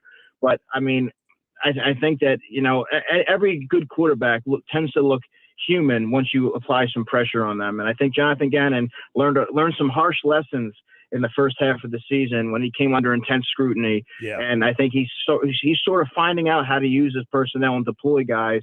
So it'll be interesting to see how they look against some more of the competent quarterbacks and how they measure up. Well, I don't know. I mean, the best guy they got left, I don't know, Daniel Jones. They got him twice. They got Tyler Henneke. They might see Joe Flacco. They might see Joe Flacco. I don't know. Right. I mean, there's not really a guy on this list that we might not find out that answer unless they make the playoffs, right? Exactly. We're not going to know. I mean, it should be fun to see the scheme sort of evolve against some of these lower tier quarterbacks in the coming weeks, but they're not really going to be tested until unless they get that wild card spot. All right. You tweeted out something yesterday. I'm glad I'm scrolling through your timeline and you did it yesterday. And it just remembered that I wanted to talk to you about this, about Boston Scott as a kick return. Rieger back there, he does not play to his 40 time speed at all. And he is just, I don't want to say incompetent at kick return and punt return, but they got to think about making a change at both spots. Yeah, I mentioned something to somebody recently that it seems like when Jalen Reagor gets moving, it's almost like he's running in sand. Yeah, you don't see that burst, that acceleration, and he makes some baffling decisions that you obviously cannot afford to make if you're a team that's vying for a playoff spot. All these things really factor into the outcomes of games, and he's lucky that they were playing a banged up Saints team because some of his decisions to take kicks out of the end zone, his decision making and his overall burst and explosion are not what you would expect to see from a first round receiver that was drafted with that draft capital in mind of being a Tyreek Hill-esque type of player. He's one of the furthest things I've seen from that right now. And if he's not able to contribute on special teams and he's causing negative plays offensively, I mean, you have to start to consider, do you try Greg Ward in that spot? Do you look to move a Kenny Gainwell in the slot to generate some sort of production? Because you're just not getting much of anything from Jalen Reagor. Yeah, I'm glad you brought this up because I think that I saw somebody tweet and I was like, this can't be right.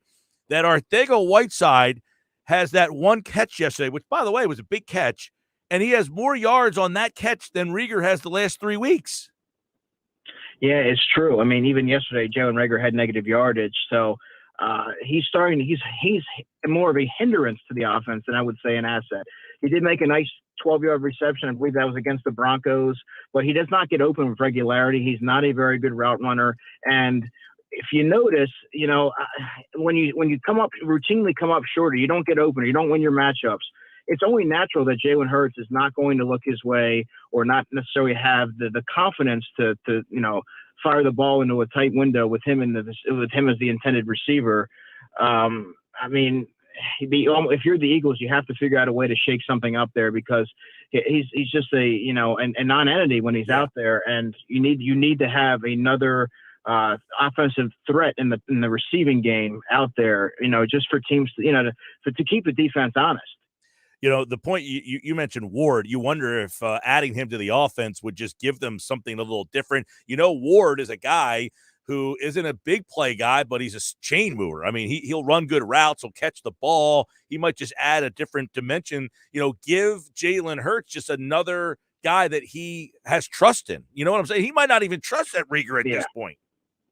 Well, that's what I mean. And that's, I'm starting to get that sense just from watching, he's not even looking in his direction. He's more apt to go to other guys because Jalen Reagor, he's not a very good route runner. He's not technically savvy in any aspect of his game, and he's also not sure-handed. So, I mean, if I'm the quarterback, he's my last read if I have my options. But I mean, Greg Ward is a tough, limited player, but he's tough. He's going to go over the middle. He's going to get those tough catches. He's going to block in the running game. He's going to do everything that you want in a receiver to do. He just is not overly explosive. He's not a vertical slot or anything close to that.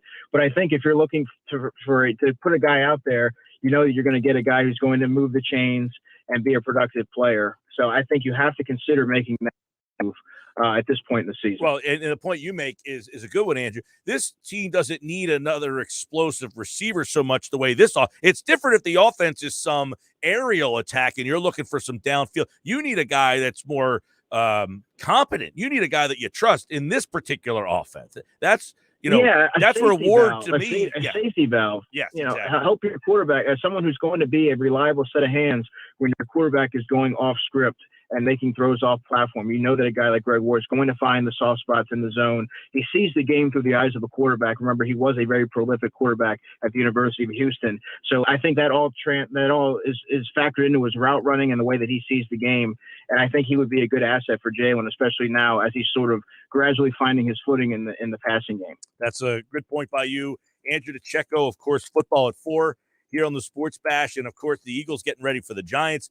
5-6 Philadelphia. I guess we've been kind of hinting at it for a couple of weeks here, Andrew, but it appears that it's time for the listeners out there to succumb to what's obvious here. This team is now in the thick of the playoff race. It's true. And you know what? They need to treat every game as if it's a playoff game. They can't afford to take their foot off the gas pedal like they started to do in the second half of last week. You can't play down to the level of your opponents. You have to stay hungry and pretty much take every game, take everything one game at a time and not look ahead. And I think they're going to do that because they have a good balance of veterans who have been there before and young players who who have come from winning programs in college. And I think it all stems from the mentality of their head coach right now. They're all buying in, and he's keeping everyone grounded. Hey, he's come a long way. Obviously, he had the flower comment. He got ripped by a lot of people for that. And since that time, it seems that this team has kind of, the team a couple of years ago, they had the dog mask. This team's got the flower mask, right? I guess. Whatever works. All right, Andrew. Well, happy Thanksgiving to you, man. We enjoy, of course, our conversations each week, and we will have the day off on Thursday. So, Andrew, we probably won't catch up again. And happy Thanksgiving to you and your family, and we appreciate your work. You guys do a great job over there at Inside the Birds. Oh, man, same to you, Mike. I really appreciate it. And happy Thanksgiving to all the listeners out there. I appreciate it. All right, there's Andrew DeCecco, everybody. DeCecco NFL. Follow him on Twitter and the guys over at InsideTheBirds.com. It's Football at 4. It's powered by our friends over at InsideTheBirds.com and the Inside the Birds podcast, which those guys do a great job. They had the pregame show on Sundays live on the YouTube channel. Jeff Mosher, Adam Kaplan, Andrew DeCecco. And it's brought to you by Caesars Entertainment Group of Atlantic City. Come experience the ultimate sports destination all season long. Wild, Wild West, Tropicana, Harrah's Resort, Atlantic City. Book your game day experience today at Caesars.com. Happy Thanksgiving to everybody out there. Don't forget about those Eagles this Sunday. They take on the G-Men. G-Men tonight right here on 97.3 ESPN, taking on the Bucks. Now, in this game, we like to do like who you're rooting for each week. You're almost rooting for the Bucks. I mean,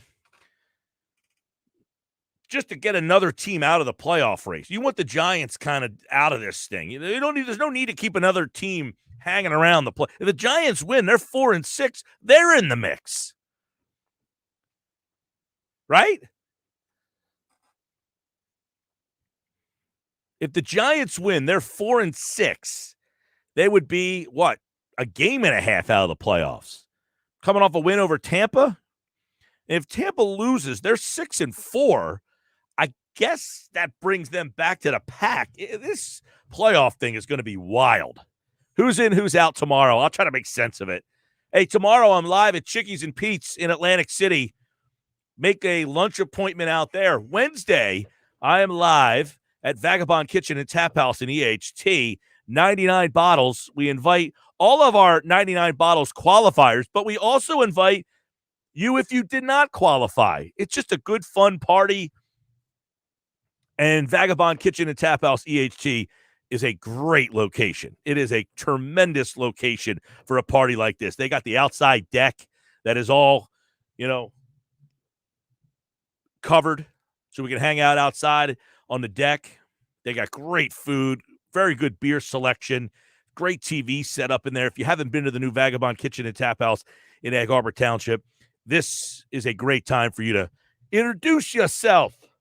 All right, I'm Mike Gill. This is the Sports Bash. Coming up, I'm going to open up the phone lines, 609-573-3776, 609-573-3776. Text board, 609-403-0973. Free mobile app. Message me if you're listening on the app through the phone. If you're watching the show live, I'll react to all of your comments here on the Sports Bash. But I'm opening up the phones. I want to hear from you guys because here's my question. I've been saying this team can make the playoffs for weeks. You kept telling me I'm nuts. Are you starting to cross the line and come to my side? 609-573-3776.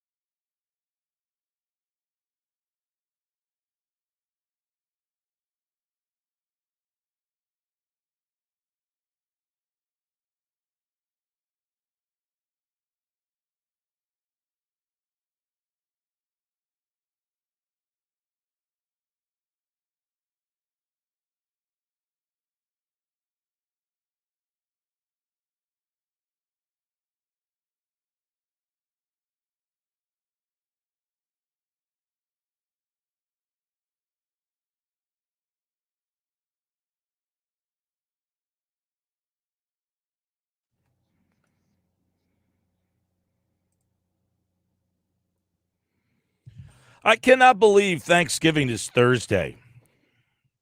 We'll have the triple header for you here live on 97.3 ESPN. It all starts at noon. It's the Lions and the Bears. That should be a real awful game. I'm not going to sugarcoat that. There were some bad games on Sunday, though. I'll go through the some thoughts on the games from Sunday. I watched I was at Navy, East Carolina. That was a great game, by the way. Very good game. East Carolina's kicker kicked a 53-yarder to win it as time expired. Yeah, and it covered at 3.5. Was that what you were watching there? That was my priority. Yeah. Navy's great. If you've never been there, now you told me that was one of your bucket lists. Yes, I want to go watch a game in Annapolis. Wow, I didn't know that. Well, it's worth it. It's like it's very small. I mean, the stadium's only like 30,000. Right. It's tiny, but it's cool. It's definitely it's a cool environment. It is. I mean,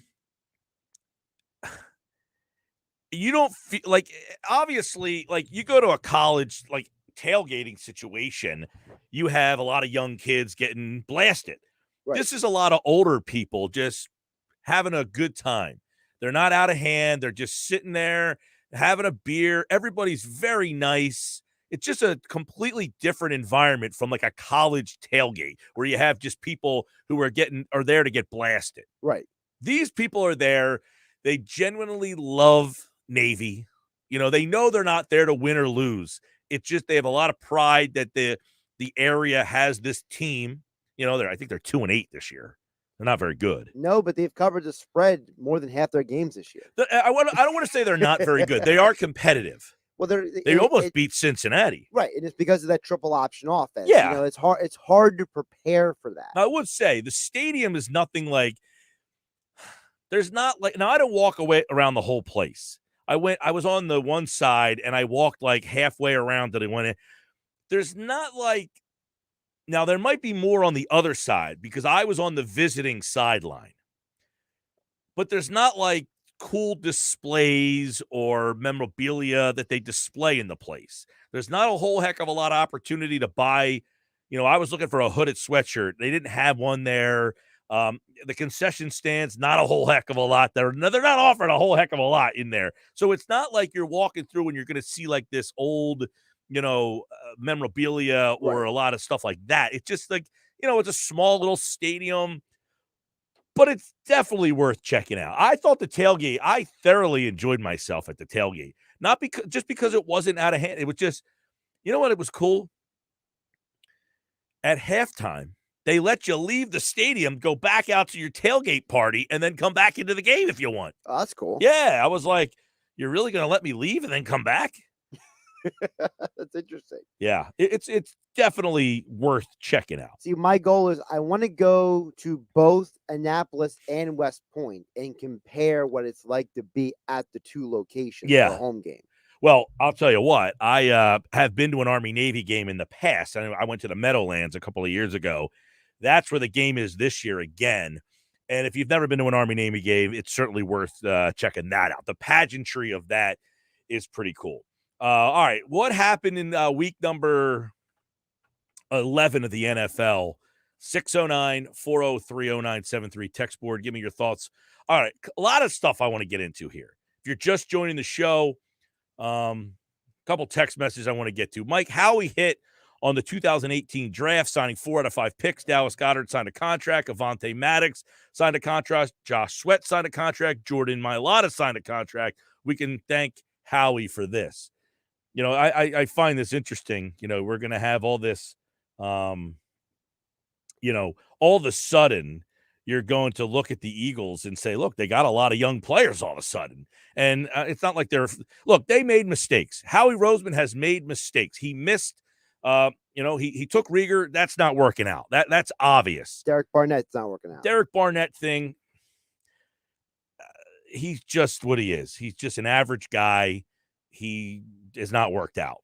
But he's not an impact player. Let's say that. He's not awful. He's there. He's there. Right. The Ortega-Whiteside is a definitive miss. Now, that's a second-round pick. People are acting like he missed him in the first round. Right. And it's all because of the fact that Metcalf was there. Here's what I'll say about that. Metcalf had a medical red flag. Who knows if Roseman was even allowed to draft Metcalf? He might have been advised by the doctors that he is undraftable. That being said, those 2 picks are the 2 picks that really highlight the misses for this team. Sure, but guess what? Every team misses. People act like Bill Belichick, for example, hits on every pick, or the Ravens hit on every pick, or the Steelers hit on every pick. No, part of the reason why the Ravens are struggling right now is because they don't draft very well. They have not drafted very well recently. Well, ever since Ozzie Newsome left, the guys taking over him, like Eric DeCosta, haven't been up to snuff. Nope. Patriots. Now, the Patriots are starting to play pretty well right now. But they had a lot of guys in free agency. They also have they had a lot of guys in free agency. Yes, they signed, 2 tight ends. They went out and got Aguilar. Yeah. So they haven't hit on a wide receiver. Who'd they take? N'Keal Harry. That was a huge miss for them. Bust. And by the way, he was the guy a lot of people thought was going to be a somebody in the NFL because the way he played in college. Well, this is what we'll say. Look, I'm not sitting here telling you I think Roseman's great. I'm just saying he's not the problem that everybody makes him out to be. That's all. It's like I was telling Billy Schweim on Sunday's show. I said, listen, you can say all you want. A blind squirrel finds a nut every once in a while. Howie Roseman's not a blind squirrel. He's finding more than a nut every once in a while. Well, this team, the 2018 draft class, we always talk about they missed. They didn't do this. You look back, that whole 2018 draft class has turned out they hit on every one. They all are contributing.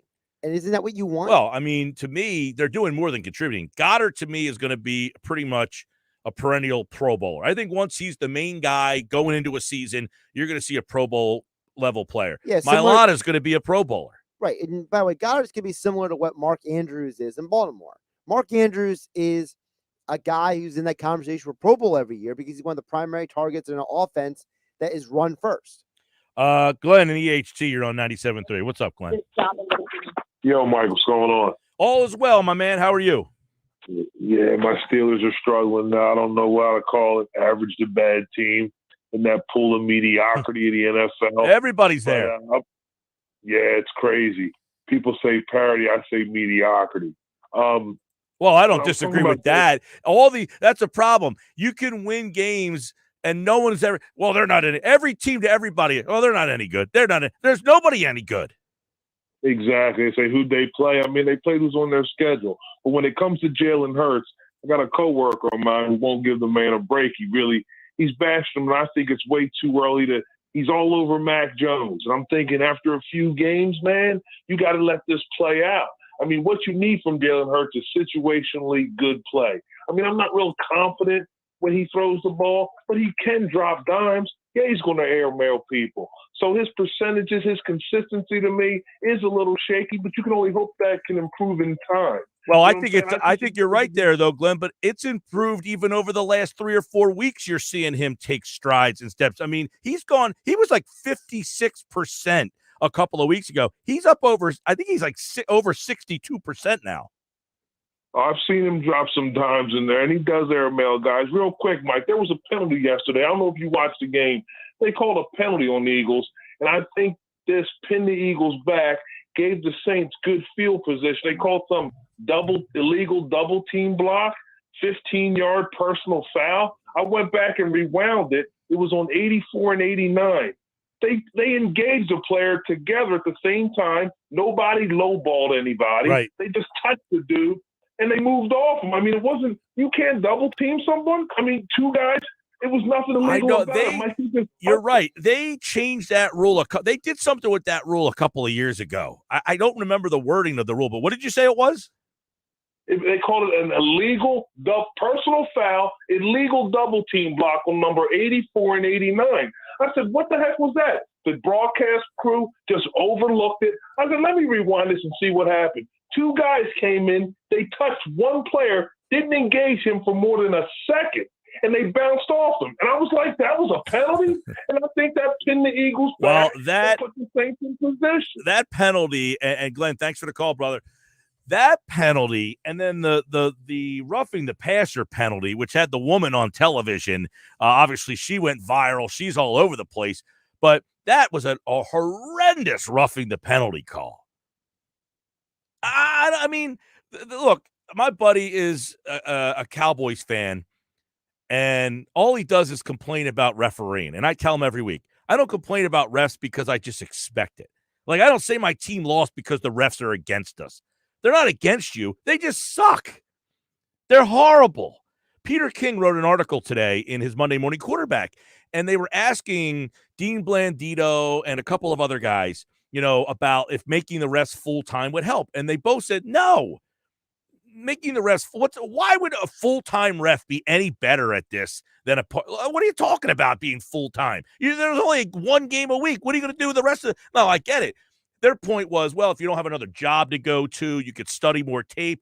The problem isn't that. The problem is the game's too fast for these guys. There's too many rules. There's too many interpretations of the rules. That's the problem. So I don't say the refs are against my team. I say these refs suck. They're horrible for everybody. They're bad for the Saints. They're bad for the Eagles. I mean, they're terrible. They're horrible. And there's no way to fix it. There's no way to fix it. The game's too fast for these guys. Tom in Summers Point, you're on 97.3. What's up, Tommy? Michael, one thing with the refs. Listen, if there's a holding on the left side and the play's going to the right side, you know what? Eat the flag. There's no, you know what I mean? If it doesn't impact the play, eat the flag. You would drop half the penalties in the game off. Yeah. Now, so let's get back to the Hurts. Mike Glenn said it. He don't trust the dude when he drops back to pass. No, that's not what he said. He said his buddy doesn't trust him, and he doesn't know why. Oh, I don't trust him either. But, Mike, listen, you know why I don't trust him? Because they do not have a vertical passing game. And if you think – well, that's not his fault. They don't have the receivers for a vertical passing game. Mike, come on. You got to – no, he doesn't have the arm strength, and they don't want to expose him. You're a fool if you think they don't – look, Smith is supposed to be speedy, regular. You can't tell me it's because they don't have the wide receivers. There's not a team in the league that doesn't try that vertical pass down the field. Like, he doesn't have the arm strength, and he will get exposed. You're not going to win a Super Bowl with an RPO quarterback. End of story. Lamar Jackson is never winning a Super Bowl because when you're in the playoffs, Mike, you're playing the best defensive backs, the best linebackers, and if you try to run against them, they're going to crack your head. It doesn't. I'm sorry. Name the last 10 quarterbacks, Mike, and tell me which one ran the RPO. Russell Wilson, pretty good. He won a Super Bowl. Yeah, but Mike, guess what? You know what he had, Michael? He had the Legion of Boom, and he had one of the best running backs in the league. And when they were gone, what did Russell Wilson win since then? And God's in goal, Mike. And you know what that means? Nothing. So don't everybody is so enamored with Lamar No, they're Jackson. not. The whole league has changed, Tom. The problem is you're not evolving. The league is evolving. You haven't. 2021 called. They would like the fans to join them. 2021's here. They want the fans to join them. There's not where would you want a drop back passer? Where's one in the league that you want that we're missing out on? Where's that guy this elusive? Where is he? He went to Indianapolis and he has 18 touchdowns and 3 interceptions, Mike, because you know why? Frank Reich is fixing him. You know what he did yesterday? Nothing. You know what he did yesterday? He did the same thing the Eagles did yesterday. He handed the ball off and he ran the guy. The guy ran for 200 yards and had 5 touchdowns yesterday. Carson Wentz didn't do anything in that game yesterday. Carson Wentz's fault? No, but I didn't say it's Carson Wentz's fault, but you're right. Wentz was 11 of 20 yesterday for 100 yards in the game. He handed the ball off 32 times for 185 yards. Because you know why, Mike? Because Frank Reich is fixing Carson Wentz. And I don't blame Carson Wentz for trying what does that even mean? If I had Carson Wentz and you're telling me it's as great as that they let this guy go, then I'm saying I'm going to let you throw the ball. No, he said turn around and hand the ball off to this guy 32 times. Because that's what the defense gave him, Mike. Well, that's what the defense. Listen, the difference is the Eagles. The defense isn't even giving the Eagles to run, and they're still running it at them. So why would you ask a guy to throw the ball if they can't stop you running the ball? That's asinine. Have you saw one vertical pass down the field over 40 yards? No, Mike, not one. And doesn't that alarm you? That's not accurate. By the way, that's not an accurate statement. Really? That's not an accurate statement. Really? I haven't seen him chuck the ball down the field. Maybe I was sleeping that play, but Mike, I don't see an aerial attack. And this team's down by 14 points. They don't have a well, Tom, of course not. This team right now, you're acting like this team entered the year as a Super Bowl contender. Like They're a team that is growing. They won 4 games. They won 4 games last year. So Yes, what are you correct. expecting? But I want to see an aerial attack because when they're down by 14 points, No. You'll be the jackass that says, Mike, they got to run the ball. And then now they're running the ball, and now you're telling me they need an aerial attack. You're the jackass, Mike, that doesn't – I don't know what you watch, but you're delusional, okay? Well, and if you think Jalen Hurts all right. So, by the delusional. way, Quez Watkins has a 91-yard touchdown, so I guess he doesn't throw the ball down the field, Tom. Go watch the games. You're telling me I'm delusional? Go back and watch the games because obviously you missed the first half of the year. You missed the whole first half of the year. You tell me he doesn't throw the ball down the field. He's a 91-yard touchdown pass. Jeez, Mary Joseph. I mean, you can't just throw out this random nonsense if you're not going to be accurate. You know, he has a 91-yard touchdown. He has a 41-yard touchdown to Watkins. So that's 2 to the same guy. Well, the 91-yard he didn't score. Watkins got caught from the but he threw that ball 50 yards in the air. I don't know what you guys watch. Hurts is is he going to throw the ball? Is he Mike Vick throwing the ball 80 yards down the field with a fling of the wrist? No. But those guys are few and far between. You can't just say we don't have Patrick Mahomes. Well, of course you don't. There's one Patrick Mahomes. Like everybody wants a guy that doesn't exist. Like sometimes at some point you have to say we got to stop chasing something that doesn't exist. You know, this guy tweets at me today. He wants Kenny Pickett. Why? You're just going to keep starting over and regurgitating the quarterback? You got a guy that's making plays. You got a guy that's done a nice job here. Is he Tom Brady? No. Is he going to be an MVP? Probably not. But can you win football games? It looks like it. I mean, this team won 4 freaking games last year, and now you're going to complain that he doesn't throw the ball over 40 yards down the field? Come on. By the way, 37-yard touchdown to Devonta Smith. Not 40, pretty close. At the end of the day, what's more important, winning games or a vertical passing game?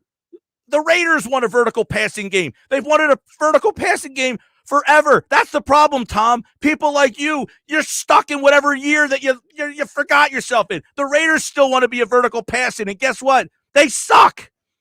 The Raiders suck. By the way, Quez Watkins, 53-yard long touchdown. That's 3 from one guy. You ass. You sound like an ass. I just want to know, so if the Eagles have the receivers to go deep, doesn't that mean Howie Roseman did a good job? Well, now you're contradicting his own self. He's telling you they do have the deep threats, and in the next breath, he'd tell you they don't have the right receivers. He'll tell you they don't run the ball enough, and then the next breath he'll tell you they got to go down the field. Which one is it? Do they need to run? Do they need to go down the field? Which one is it? I mean, I just gave you 4 examples of guys.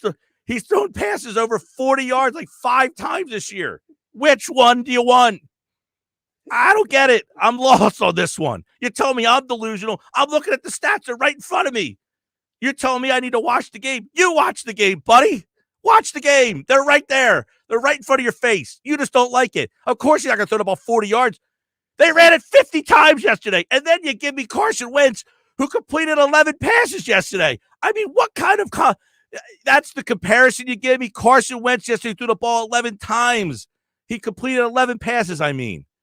His team decided, you know what? We don't want this guy to throw. They had the ball off 32 times yesterday. I don't even know if they handed it off more. They handed off to one guy 32 times yesterday. And I'm not even a Carson Wentz hater. But come on, man. All right, Sports Bash Live 97.3.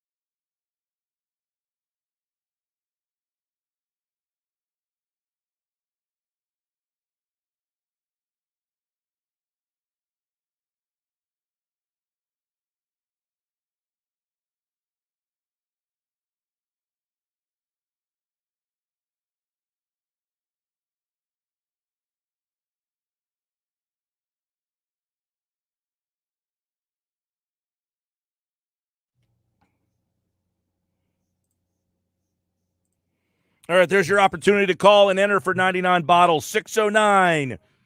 609-573-3776. You're running out of time. You're running out of days. 609-573-3776. 99 bottles this Wednesday live at Vagabond Kitchen and Tap House in EHT. You must be present to win. Good luck, everybody.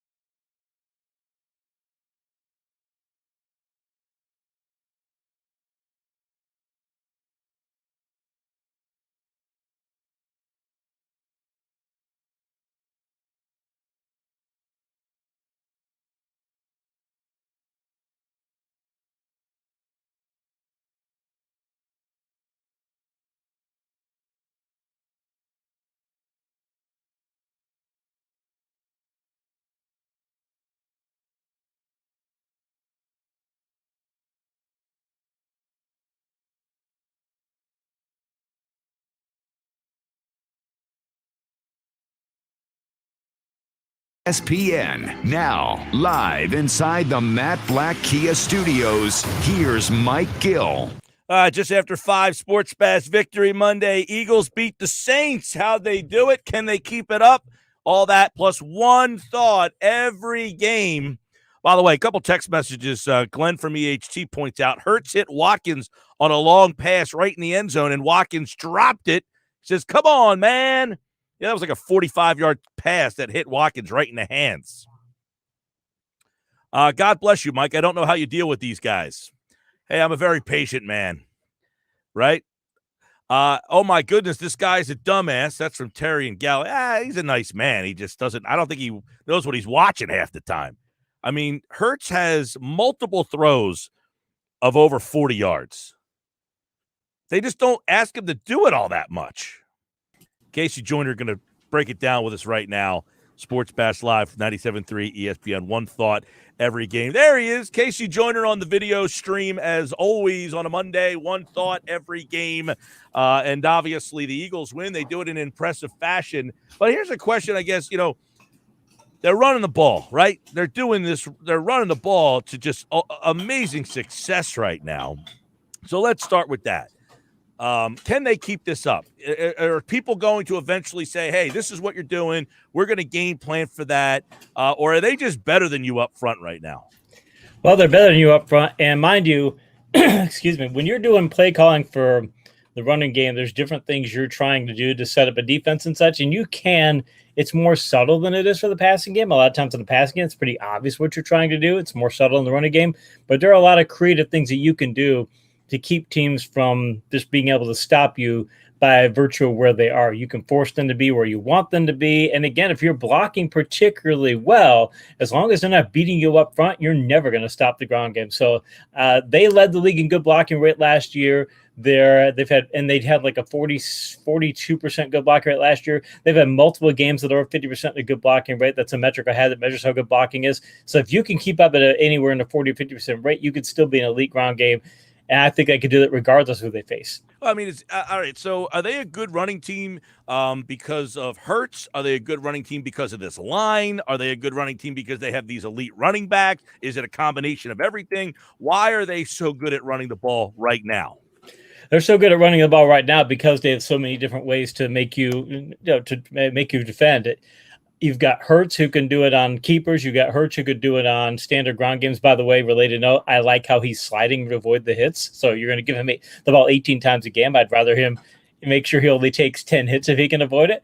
They're doing it because of that, because they've got they've got the best offensive line coach in the league. I mean, Stoutland doesn't get enough credit. I've talked him up in the Philadelphia Inquirer multiple times. Other of my associates have also done the same. I mean, he's that good. In fact, the Eagles at the beginning of the year, when they were looking for a new coach, they basically told the people coming in that, hey, you need to keep Stoutland as a coach. Are you okay with that? And everybody was, because they know how good he is. If you can run block this well, it's kind of like Dante Scarnecchia with the Patriots over the years. Most underrated coach in that entire group, because he was giving them great offensive line play that allowed them to be able to run and pass the ball to the extent that they did. So give Stoutland a lot of credit.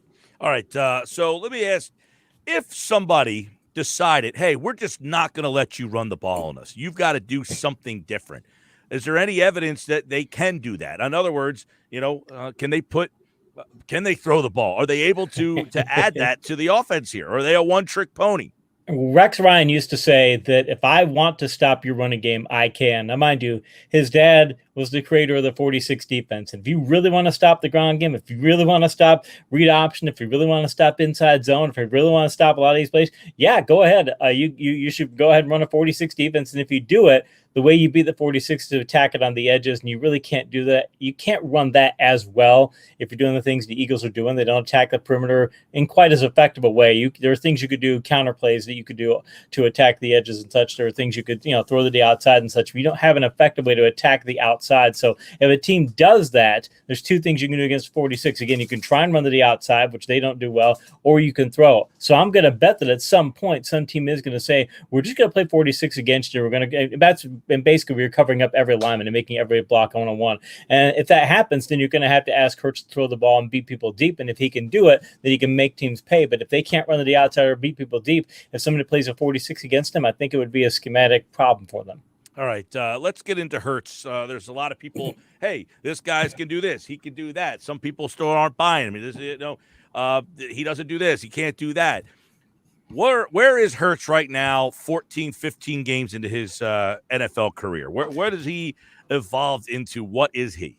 I'd like to see. I mean, what he is he's Lamar Jackson without the impact passing game, and he's not quite as good of a runner as Jackson is when Jackson's at his peak. So very effective ground gainer, can do a lot of things there. But I look at yesterday, and here's the thing: you score 40 points, you can't say anything bad about the offense. If you put up 40 points, I mean, and I know one of it was the pick six, but still, you put up 33 offensive points. That's really good.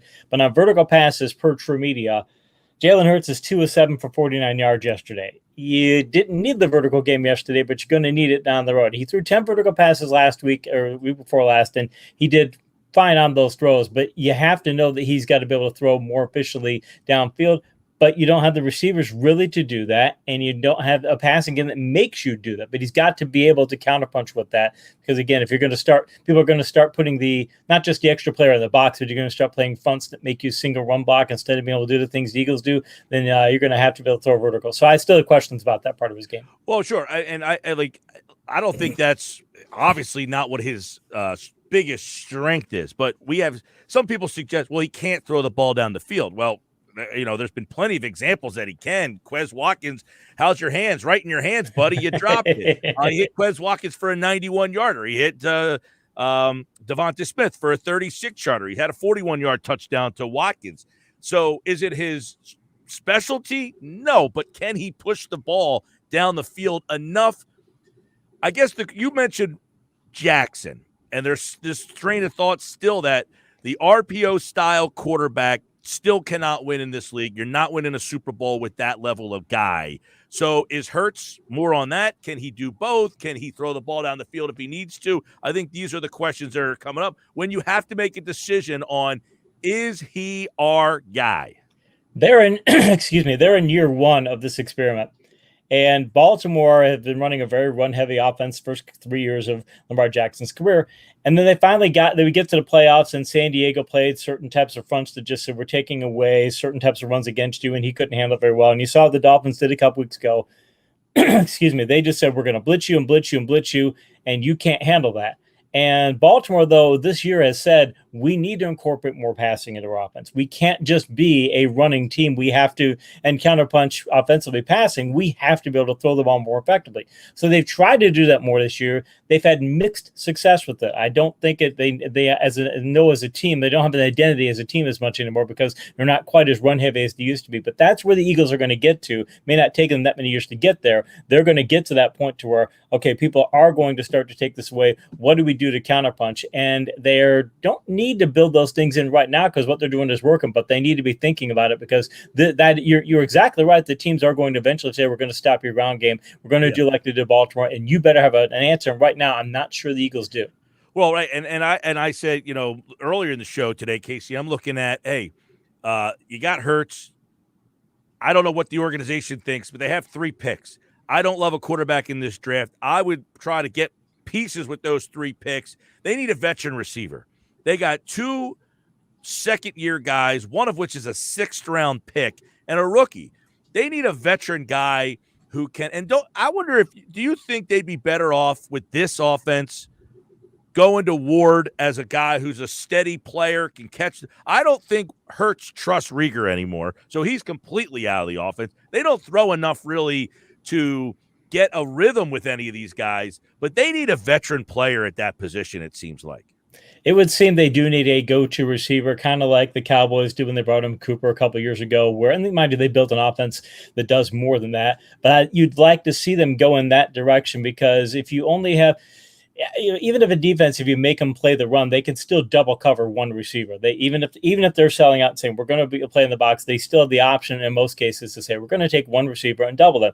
And if you double receivers, it's just difficult because you got somebody capped over the tops. You can't run vertical passes. There's things you can do against it, but there's limitations of what you really can go after. But if you had a second, don't have to be a dominant receiver, just a second very good receiver, sort of like I look at Minnesota and they've got Jefferson and they have Thielen. Now, Thielen's been a really dominant receiver. Obviously, Jefferson's the better receiver, but if you have those two, it makes it impossible to double. So I'd like to see that situation because right now, if you look at what they're asking Hurts to do, you look at his receiving core, there's talent there, but you're right, there's not enough talent. When in the fourth quarter, they go to Whiteside on to keep up the drive going. That says something. And no disrespect to him, but but they need somebody else to. You've got to add somebody there. But think about that. Then ask yourself, what's Hurts going to be if we get to the draft? You've already have some good receivers. You already got Devontae, and you already have Goddard, and now you add another quality receiver there. Now what kind of quarterback is he going to be? Because that's why the Ravens added Bateman to try to help Jackson out. Yeah.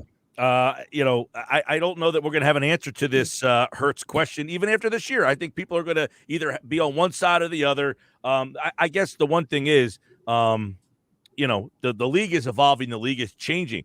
The pocket passer is harder to find, but if you don't have one, can you win?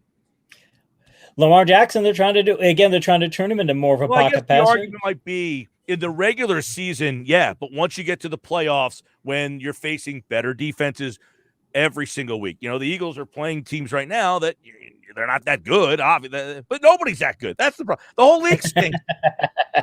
Well, except Indianapolis right now. Jonathan Taylor. Yeah. Well, and it's funny because they didn't ask Carson Wentz to do all that much yesterday. They took the page out of the Eagles blueprint and said, let's turn around. So we'll start with one thought on every game. Indianapolis, they absolutely trounced Buffalo, but they barely put the ball in the air. Two teams yesterday ran the ball exclusively, and they both scored over 40. I love what Peter King's article said, that he talked to Frank Reich and they got in the fourth, or they got in the second half. They had a lead. I guess they tried to pass on one drive and it didn't work. And Reich said, I've never done this before. He said, but he was never going to run on first and second down the rest of the game or pass. He was never going to pass. Like, I'm only running on first and second down. We are not, and they had like 18 more plays and he ran the ball 17 times. Running the ball can win if you could do it properly. The Eagles are winning that of late, and the Bills are winning that lesson this year, and I think they're a Super Bowl contender. Well, Indianapolis and Philadelphia have two things in common. They both have dominant offensive lines. Yes. Right?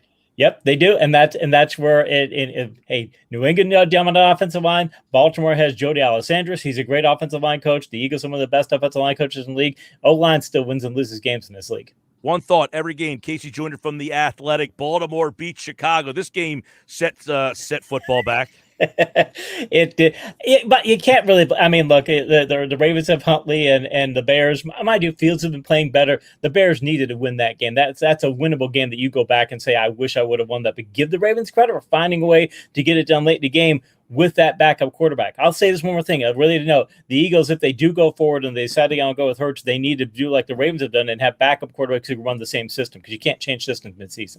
I'd like to see Gardner Minshew in this offense. I think he'd be interesting. Detroit and Cleveland. This was another awful game yesterday. 13-10 Cleveland, by the way. Yep, and mind you, Detroit's playing with a backup quarterback. Baker Mayfield's so banged up that his wife is posting on Instagram that how banged up he is, and the rest of the team needs to step up. That's not good if you've got your team doing some infighting. If they're winning is fine, but I think the Browns they've got some issues because there's some you just sense some turmoil, and that this team can't keep winning 13-10 games. This is not the 2020 Browns. They've got some problems. Houston goes on the road and beats Tennessee. Cracks in the Tennessee armor? Yes, definitely. Well, they were missing 3/4 of the starting linebacking core, so that was a big problem. And Tannehill is not a guy you can. It might do. Tannehill, I wrote about this in my article for The Athletic. From a fantasy perspective, it's like he's scoring way too many points of rushing touchdowns, but that's a big part of their offense. He had like 5 or 6 rushing touchdowns this year. You can't keep doing that, not in their offense. You can't expect that that's going to be the case. So they were winning, not with smoke and mirrors, but they were winning in limited ways. And Houston pressed them on it and said, hey, you're going to have to win in different ways. I think other teams are going to be able to do that too, because you can't. Derrick Henry, that loss is going to come back to impact them because they don't have a running game right now. Let's go. One thought every game. Green Bay, Minnesota. Oh, boy. The Vikings get a big kick at the end of the game. That's something they haven't been able to do, but they knock off the Packers here. Yep, they get him into a shootout, and if you're behind a team on talent, and I don't know that the Vikings are that far behind the Packers on talent, but if you're behind a team on talent, that's one thing you do. You try and get into a shootout game. They got into it. Mind you, Rodgers looked great. Look, he's coming off COVID. He looked terrible last week. He's got a toe injury, got to step down for halftime. I mean, but he still looks like Aaron Rodgers, but it says something for the Vikings. It says, hey, we can win this type of game. Their defense has been playing badly again, and they're going to have to get more of these contests, but if you win your share of them, make the playoffs. One thought every game, Miami and the Jets, another stinker here. But Miami's now won a couple games in a row. They have, and it says something. I questioned. I'm a big Brian Flores backer because he's been such a really good coach. His teams do a lot of things well. And earlier this year, it was, hey, this team is not. This doesn't look like as well coached of a team. The last few weeks, they do look a much better coach team. And the Jets, they just have a lot of problems. I mean, I like their coach too, and I hope people don't throw in the towel on him after a year because I think they're building something there. It's going to take a couple years to do it, but yesterday showed the Dolphins are still a step ahead. Sounds like Rex Ryan already changed his mind on the coach in New York. That didn't take long. What was that, 4 days? One thought every game. Washington wins again. Carolina on the road. All of a sudden, Washington's starting to play some better football here. They fixed a lot of their defensive problems. They're still not great defense like they were last year, but they fixed a lot of the defensive problems. And Heineke, he started the year off really well. He was playing good, and then he hit that low. And I think he's getting a bit of his second wind. The bye came at a perfect time for them too, because Antonio Gibson was battling a shin injury, and he was really limited before that. He was out there and putting in plays, but he just wasn't the same player. And now that he's got, had that week to rest, now he looks like a full speed Antonio Gibson, which means if you have him and McLaurin and you got McKissick for your third down back, you've got some impact players there. So Washington may be a team we need to pay a little attention to. Ooh, all right. Another team you got to pay attention to. It's San Francisco. One thought every game. San Fran 30, Jacksonville 10. All of a sudden, the Niners are back in the playoff conversation. I think people were underestimating them because of how they played, I think people figured, okay, they're going to go on the road, they're going to play Jacksonville in Jacksonville. Jacksonville beat Buffalo a couple weeks ago. Buffalo, that was a trap game for Buffalo when you looked at the situations going into that. No trap game for San Francisco. By the way, that makes San Francisco now 4-1 on the road. They're kind of the Bill Walsh days where they played better on the road than at home, and they've got the makings of a power ground game. That with what they're getting healthy on the defensive side of the ball too, you add those things together, and I think we're going to San Francisco is going to be more of a playoff contender down the stretch than we thought they were going to be, because this is a team that does things that can win again, road games and home games. Tough schedule for them. Thought every game. Cincinnati on the road, blowout over Vegas. Vegas all of a sudden looks like a team that's leaking oil. Yeah, they do. It's all this turmoil. I mean, you can overcome it to an extent, but you lose the talent for one. And I just think that kind of turmoil, you can't do that for 18 weeks. You can't keep that up for that sort of a season. They've got some weaknesses in their game. Their offense is not as explosive as it was earlier this year. I think their play calling isn't quite as effective as it was. And the Bengals are, again, a team that I think people I don't want to say they're underestimating, because the Bengals have been in playoff contention, but I don't think people realize that they can be that good on both sides of the ball. Their ground game is good, their passing game is good, and their defense is starting to catch up. All right, one thought every game. Dallas, Kansas City. Now, Dallas, all of a sudden, they had some injury problems there. But, man, Kansas City's defense all of a sudden looking like they got fixed. Kansas City's defense has been playing exceptionally well. I've got a prediction for Kansas City that you go back to their Super Bowl season, and about the second half of the season, after Mahomes gets hurt, he does that sneak and he hurts his knee and he's out for a couple games. When he came back, they were a more run-heavy and defensive-oriented team than people think they were. They think, this is a bad pass-heavy team. They could pass, and they passed in the playoffs. They had the big comeback against Houston, but they still weren't a pass-centric team. I think they threw for over 300 yards net passing once in the second half of the year, once or twice in the last 13 games. They went a lot more run-heavy, and they protected their defense and allowed them to play a different style of game. I think that's where they are now, and if they do that, they're going to protect themselves from Mahomes' interceptions, and now you're back to Kansas City being a powerhouse. One thought every game. Arizona wins with Colt McCoy, 328 yards. Seattle looks like a team that might be at the end of that Seattle. They might need to break that thing up. Yeah, and I did an analysis for The Athletic looking at Russell Wilson, because he's not – this is a fantasy article, but it's got NFL content, and Wilson's not doing anywhere near as well in fantasy, and you look at the numbers, and it's vertical passing. I believe it's like 6 of 28 over the past couple of games of vertical passing. I remember it was up top of my head. It's in the article, but it's not there, and it's because of good coverage too, by the way. You look at why his receivers aren't getting open. Metcalf and Lockett just aren't getting open vertical passes, and if you take away the vertical passing from that team and you say, okay, Russ can't throw deep, if he can't cook, where are you going? And Arizona, the powerhouse defense, the defense is a bigger part of that team. Defensive running game is a bigger part of that club than people think. All right. One thought every game. What a crazy one last night. Pittsburgh, the Chargers, back and forth they go. But late in the game, the Pittsburgh offensive line falls apart, and the Chargers get the win 41-37. Big game for Justin Herbert. It's one of those games where we have mentioned over the years, we're Steelers fans in this house. It's one of those games where we expect to lose that game, and you look at them and they don't have Watt, they don't have Mika Fitzpatrick, they're missing Joe Hayden. I mean, they've got a lot of problems, and to have them play as hard as they did, it shows you why. I give Mike Tomlin all kinds of grief over the years for his teams don't play well, this, that, and the other when they in certain situations. But in this sort of situation where their back is totally against the wall, there isn't a team that can be more aggressive and do everything they can to win. And you got to give them massive amounts of credit, but give the Chargers credit too. This is a game that they lose in the past couple of years, and this is we would have been like, oh, it's just the Chargers again. Now they're not losing those games, and they give credit to Staley and give credit to Herbert because I think they were the keys to that win. Yeah, that Staley went for it on fourth down. You thought maybe if they didn't win that game, he gets questioned, but they end up coming back, winning that game 41-37. Wild game last night. I guess the analytics say go for it there, right?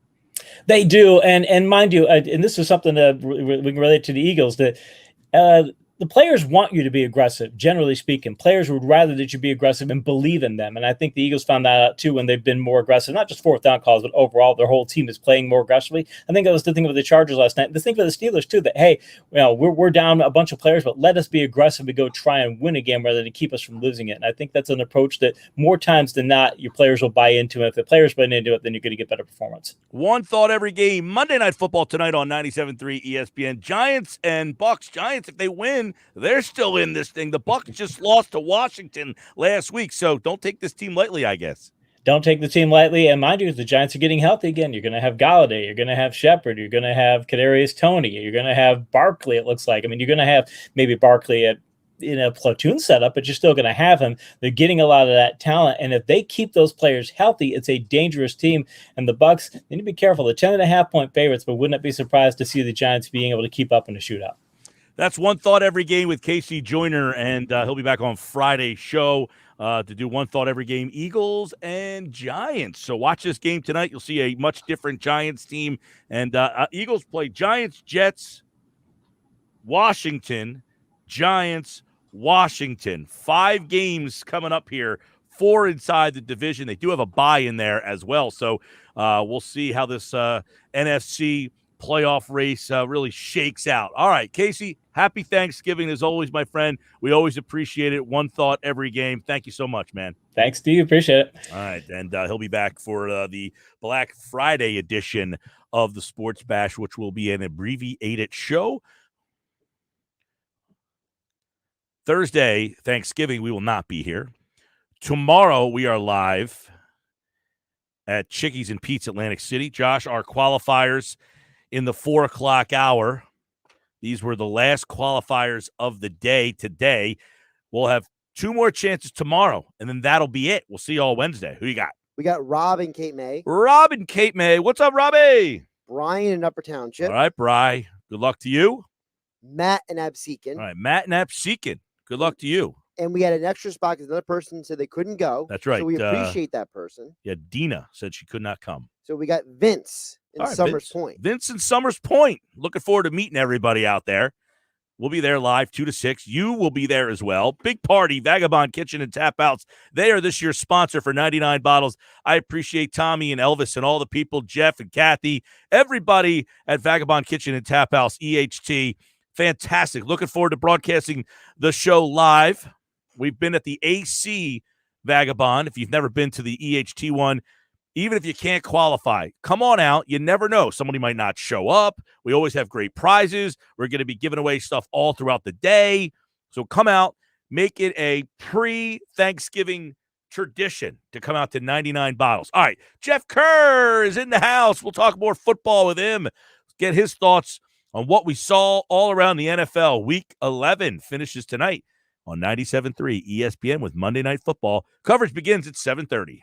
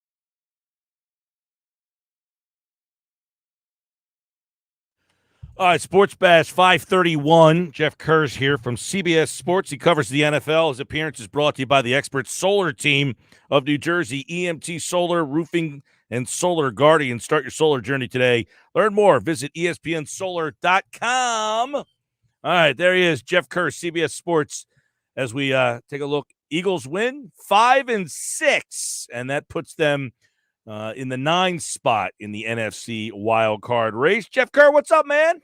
Hey, Mike. Been a good weekend so far. Basketball season started for me. Good first practice. Penn State win. Eagles win. It's a pretty good weekend. Penn State win, yes. Beat Rutgers. Eagle win. As I don't know what your prediction was for the game. We missed you on Friday, but I had Eagles third. What I have 28-20 was my pick there. I should have texted you this. I had 30-21. 30-21. You were close again. All right. Most impressive thing that stood out to you was what? Well, one, Jalen Hurts' ability on the ground. I mean, the Eagles' run game was phenomenal against a really good Saints defense. Let's not underestimate this, Mike. This is a really, really good defense. And that's a good secondary, too. So it was going to be hard to throw the ball off them. The Eagles won the game the way they had to. They had to win the game in the trenches. And Jalen Hurts, that ability to basically – the Saints did not want him running outside, and he was able to do it anyway. He was just phenomenal the entire game. Miles Sanders made such a difference in that offense. When you run for 242 yards, it's hard to criticize that performance. I'll say that. All right, so I'm gonna get. You said something about Sanders.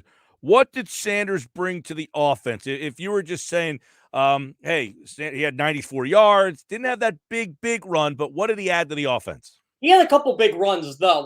Yeah, you're right. He didn't have the runs we're accustomed to seeing, but when he got to the second level, you saw the difference he made there. And I think the Saints really had to account for him kind of busting one loose and going outside. Because once Sanders got to the second level, if it wasn't for good players like Marcus Williams and guys like that on the outside, Bradley Roby, who's always been a pretty good tackler even this late in his career, Miles Sanders might have had a big run in that game, or maybe even two. It was that much of a difference I thought he brought. And then Nick Sirianni, I love the way he rotated the backs. Even with Jordan Howard in there, once Sanders, after the fumble, we saw a lot more of Jordan Howard. But what I liked is it was, okay, let's wear him down a bit.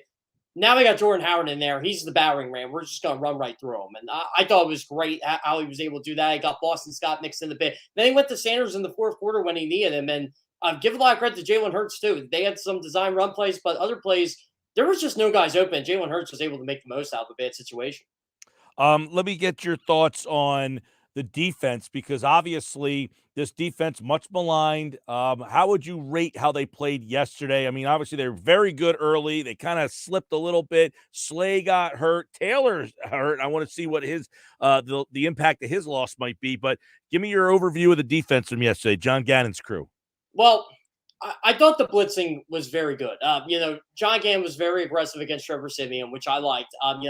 Him sending Avonte Max on that corner blitz was a perfect example. They got the takeaways they wanted. I thought the linebackers played their best game of the year yesterday. TJ Edwards had a tremendous game. Devion Taylor was great before he got hurt. Even Alex Singleton made a couple plays when he got in there. I think they're really going to miss Devion Taylor going forward. I thought they both offense and defense kind of let their foot off the gas a little bit because they knew that this game was out of hand. And Trevor Siemian kind of pointed that out yesterday. He said, look, defenses do this late in games when they're blowing the team out. It's the way it is. And, you just got to take it with a grain of salt. But overall, I really liked what the defense did yesterday. I know they gave up 3 touchdown passes, but 2 were late. Siemian was 14-17 in the fourth quarter. Big deal. The game was pretty much in hand at that point. But when the game did get close, the Eagles defense made the stop they needed, and the Eagles offense had the drive they needed to seal the victory. They did, and they got the big play there by Hurts. Let me ask, about Hurts in terms of where he is. This team is running out of games to make their evaluation. They're only going to get, 5 or 6 games left. Where are they on that? Well, I think the evaluation is this guy winning? And right now, yes. Obviously you want to see him throw the ball more, but when you're running the ball as well as the Eagles are, they have an identity now. And they don't care who that defense is. They're going to pound the ball down your throat. And they're going to do that against the New York Giants next week too, because they have to. And yeah, are they going to miss Jordan Howard next week? Absolutely. But they're still going to try to pound the ball down your throat. Honestly, I think the true evaluation of Jalen Hurts is, Mike, he doesn't have that many weapons to throw to outside of Devonta Smith and Dallas Goddard. He's got pretty much nothing, and it's hard to evaluate a quarterback and his arm talent and his progressions when there just isn't nothing there to work with outside 2 players. Yeah, I'm at the point now, where the league is, very mediocre league, by the way. We can get into that, but where the league is right now is Jalen Hurts the guy that Jeff Lurie says, you know what, I want to throw, but that's just not what's out there. This is the guy. I'm okay with that. You know what I'm saying? Like, even if he's winning, is that going to be enough for this team? It should be enough, at least for the short term. I think Jalen Hurts should be the quarterback in 2022. Outside of Kenny Pickett, there really isn't a quarterback that just wows me. Matt Corral's okay. Like Malik Willis, I'm not really sure what to make of him. But then you're back in the same hole that you were in if you draft one of these picks in the second round. You had 3 first-round picks. Build this football team around those picks. Maybe one is top 10, maybe. I don't know, because the Miami Dolphins are probably going to win 4 or 5 in a row just based on their schedule. I know it's a week-to-week league. I know it's crazy, but Miami's starting to turn it on a little bit. We know how good the Colts are. The Eagles are getting that first-round pick from the Colts. Use these picks to build your roster up around Jalen Hurts, and then you can make the full evaluation of the guy. I still think they need to get a veteran wide receiver this free agency season. I still think they need more weapons. They're I'll say this, Mike. They're an average team. I think they have the potential to be a good team by the end of the season. Well, the whole league's average, right? I mean, really, if I said Jeff Kerr, the best team in the league is who? I don't even have an answer for you. I'll say it, Arizona. I think Arizona's the best team. I mean, they just won 2 out of 3 games on the road, backup quarterback. So I think Arizona's really deep. But again, they don't have Kyler Murray. They don't have DeAndre Hopkins. Chase Evans is out. I said Steve Keim. I saw on Twitter today. Steve Keim should be executive of the year with all the moves he's made. I mean, Zach Ertz has been huge for them. To me, Arizona's the best team in the league right now through 11 weeks.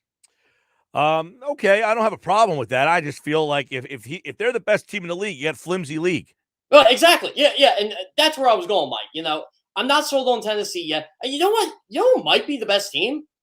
Kansas City. Right. I mean, they might be the best team, and they're 7-4. Like, people are still saying Dallas is the best team. They didn't look like the best team yesterday. Green Bay looked really good, but they let Minnesota beat them yesterday. Minnesota is probably better than what their 5-5 record indicates. It's going to be crazy, Mike. Well, Jeff, Buffalo, 3 weeks ago, you could have made a case that Buffalo was the best team in the league. 3 weeks later, you can make a case that they won't make the playoffs. I mean, really, they're closer to not making the playoffs than they are to making the playoffs. They're the 7th seed right now. Yeah, exactly. I just did the playoff projections for CBS, and I'm thinking to myself, everybody's panicking in Cleveland. They do know they're a half game out of this thing, right? Like, if they beat Baltimore, not only are they in the AFC North race, which they already are, but they're still in the playoff race winner this week. It's a crazy league. It is. I mean, and Philadelphia is a half game behind. I tell you this, the teams that are out of the mix right now, you almost feel better than the teams that are in the mix because you got the Saints right now. Now, the Saints had some injury issues yesterday. Minnesota's starting to play better, but San Francisco all of a sudden looks a lot better. Philadelphia. They look like a Super Bowl team, don't they? Well, they are. They look like they are now starting to get that swagger back, San Francisco. So you got those 4 teams there: Philly, San Fran, New Orleans, Minnesota. Washington's playing better, and if New York can somehow figure out a way to win tonight, they're in the mix. Well, I'm going to say this too. Washington will not be 2 easy wins. They will not be. They are starting to play better. Their defense is looking better. Taylor Heineke's been playing his best ball of the year. Antonio Gibson's been banged up, and he's still getting out tough. You know who's crazy? Washington's passing game has been getting better since they played DeAndre Carter more, of all people. DeAndre Carter has 3 receiving touchdowns in his last 3 games, Mike. Washington's looking pretty good right now. They are. No, they played a lot better football so far. We'll see what happens. The Giants are starting to get healthy. We'll see how they handle themselves tonight against Tampa Bay. You had Dallas yesterday, too. What'd you think of that game? Everything I expected. I did not think Dallas was that great of a football team to begin with. I think they're really good, but I don't think they're a Super Bowl contender by any means. I think Kansas City, especially that front 4, took that offensive line to lunch. Dak Prescott looked like a quarterback that you take Ezekiel Elliott away from him. He's just Dak. Again, I don't know if the injuries are bothering him or the calf injury or whatever, but Dak does not look like the same guy he did the first 5 or 6 weeks of the season. That's a problem for the Cowboys. There's Green Bay, they fell apart yesterday. I mean, their defense looked great a couple weeks ago against Seattle. Yesterday, they gave up 34. Minnesota's pretty good. One problem Minnesota has is their offensive line stinks. And they So can stop anybody. right, I mean, so that game was a little head scratching to me there. Carolina, I mean, they lose to Washington at home. I got to think Carolina's starting to fade away here. The Falcons, as we saw, they're 4-6 now. So the Falcons were the 7 seed entering the week. They're down to 12 all of a sudden. So you know what's crazy, Mike? They're still only a game out of this thing, and they are terrible. They have a minus 117-point differential. They just got blown out by Dallas. They got blown out by New England and shut out by New England. This is my takeaway from the NFL. Stop overhyping teams because they kill the Falcons. Well, I mean, look, it's every week, though. Denver is 5-5. They're the 12 seed right now. Yeah. They lost ground, and they didn't play this week. The Rams lost ground. They didn't play this week. Well, Denver is 5-5, and they're the 12 seed, and they're one game out of a playoff spot right now. I mean, every game, every week now. I don't know if that's what the NFL wants. But here, I guess the question is, do the fans want that? I get more fans. I saw a guy tweet at me today, if you're not going to win the Super Bowl, what good is it making the playoffs? In other words, you're almost getting this NBA mentality where if you are not going to be the number 1 seed, I don't want to be the 8 seed. I'd rather stink. Like, you're starting to get that now for the NFL fans. Here's my answer to that fan for you, Mike. So tell me who the 1 seed is. Tell me who is going to the Super Bowl. Tell me that. Well, we just said, who's the best team? You told me Arizona. I don't even know that I agree with you. Really, if I had to pick right now, it's Arizona and Kansas City. I mean, that Tennessee has 8 wins. Are they the best team in the league? Baltimore has 7 wins. Are they the next best team in the league? What's crazy with Baltimore is they are winning despite all their injuries, despite everything that's happened with their quarterback, and yet they're winning the AFC North, and they have a chance to really put their stamp on the division Sunday night. But of course, everybody's panicking about Baker Mayfield, and I just proved Baker Mayfield's having a better year statistically than he has last year. It's insane. It's crazy. Week 11 ends tonight. You got Giants and Tampa Bay right here on 97.3 ESPN. And then, of course, Thursday night, we got a triple header. Thursday all day. We'll have all 3 games for you live on 97.3 ESPN. And then, of course, the Eagles and the Giants this Sunday. And you can hear that game right here. All right, Geoff Kerr, CBS Sports. By the way, I was at Navy this weekend. East Carolina Navy. That. Yeah, brother. I was at stadium, Mike. I've never been there. It's really cool. It's a small 30,000 seats, small little place, very cool atmosphere. Definitely worth. I mean, it's probably, I don't know how far you live from Annapolis. How far am I? I'm probably about an hour, 45 minutes. It's closer to where I am than Penn State. Yeah, easy. It took me 2.5 hours to get there. Bang. See, Navy. I want to see a Navy game, and I want to see an Army game. That's on the bucket list. I've seen Army Navy. I want to see them in their stadiums. Yep. All right. Well, I'll tell you, the stadium's cool. It's worth the drive. Tailgating, very reserved. It's like an older crowd. It's not like young kids getting bombed. It's an older crowd. Very cool stadium. Nothing special, just small, very intimate. You're right on the field almost everywhere you go. Very cool place to see a game. And I got a good one. 53-yard field goal at the buzzer there. Yeah, I was going to say, you saw an exciting game Saturday, too. I did. ECU, 53-yarder as time expired to win it. Navy I can't believe how bad Navy is this year. Like, they compete. They was beat Cincinnati. By the way, the college football, Oregon loses. I was watching that game Saturday night. Love to see this. We're going to see what happens now. Can Cincinnati get in there? We'll find out. Cincinnati better be in, Mike. I swear, they need to be in there. They're undefeated. They're taking care of business. Is it their fault they're in the AAC? No, but we all know how it is. They always give out Alabama a free loss, Ohio State a free loss. They used to give Clemson a free loss. Ohio State could lose to Michigan. I really don't think they're going to fall. Right. It's crazy to think that way because Michigan should jump them if they win this week. Geoff Kerr, CBS Sports, at Geoff Kerr, CBS. Give him a follow there. He'll be back on Wednesday's show. Geoff, take care, man. Yep, sounds good. All right, there he is, Geoff Kerr, CBS Sports, here on the Sports Bash Live, 97.3 ESPN. All right, we'll wrap up the show on the other side. Dave Weinberg tonight on game night. We got Monday Night Football for you here. And I'm Mike Gill. This is the Sports Bash on 97.3 ESPN.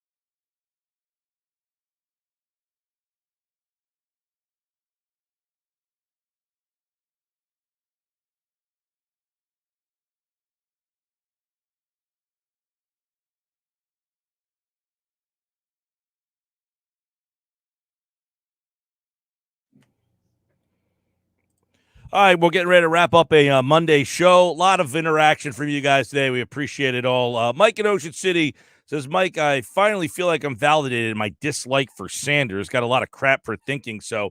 His football IQ is low. His ability to be consistent is awful, and he constantly hurts the team. He breaks a few nice runs, but isn't enough to offset his bonehead play. I'm done. Thoughts? That's Mike in Ocean City. It's interesting you say that after Geoff just said he thought that Sanders had a really good game and said, hey, he had 94 yards and that he added a dimension.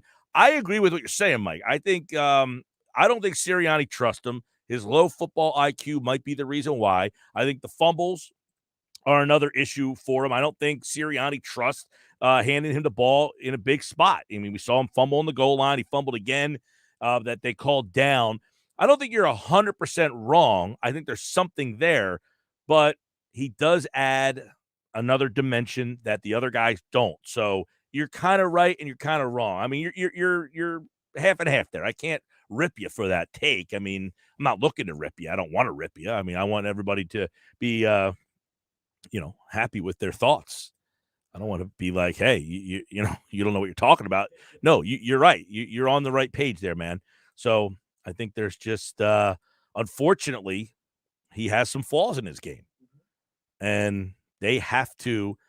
I want to see if Sirianni leans on him for a game, lets him carry it, 15, 20 times. Although, how many times did he carry the ball? Yes, he had 94 yards. How many carries did he end up with? I mean, he had like 6 yards a carry yesterday. He carried the ball 16 times for 94 yards. It's a pretty good day, man. If he gives you that, what's that, like 5.5 yards a carry, something like that? 5.9? It's a good day. I mean, 6 yards a pop for Miles Sanders, 6.3 for Jordan Howard. They both had pretty good games. So, yeah, I see what you're saying. I definitely see what you're saying, but I don't think Jordan Howard looks like he's going to miss the next game too. That's a little bit of a little bummer there for the Eagles. What else we got? 609-403-0973. We had a lot of video message today that I will let's see. Mike, I'm glad this team actually wants to win and is playing like they want to win.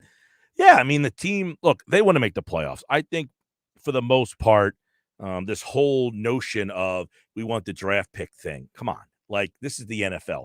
If this was the NBA, I'd be on board with you guys. But the NFL is a different thing, man. Get into the playoffs, see what happens. People get hurt all the time. You see a lot of crazy things happen in football. We've seen 9 and 7 teams. NBA is a lot more difficult to be the 8th seed and make that deep run. In football, anything can happen because of the week-to-week nature that is the NFL. Do I think this team's ready to win a Super Bowl? No, they're not quite there yet. But I think the moral of today's story is this team's moving in the right direction, and I don't think a lot of people thought they were close. I think people thought this team was so far away. All right, that's our show. Back tomorrow, live at Chickies and Pete's in Atlantic City. So stop on out there. If you get the opportunity to say hello, do so. Also, Wednesday, we'll be at Vagabond Kitchen and Tap House in Egg Harbor Township. I hope you'll be there. If you're not there, or if you're not qualified yet, 2 more chances tomorrow to qualify. It's your last 2 chances tomorrow, 255, 455. For this year's 99 Bottles Party. We've got tickets to the Eagles and Washington Football Club box seats. We've got Flyers tickets, Sixers tickets, and tickets to a ton of other area events. Game night coming up next.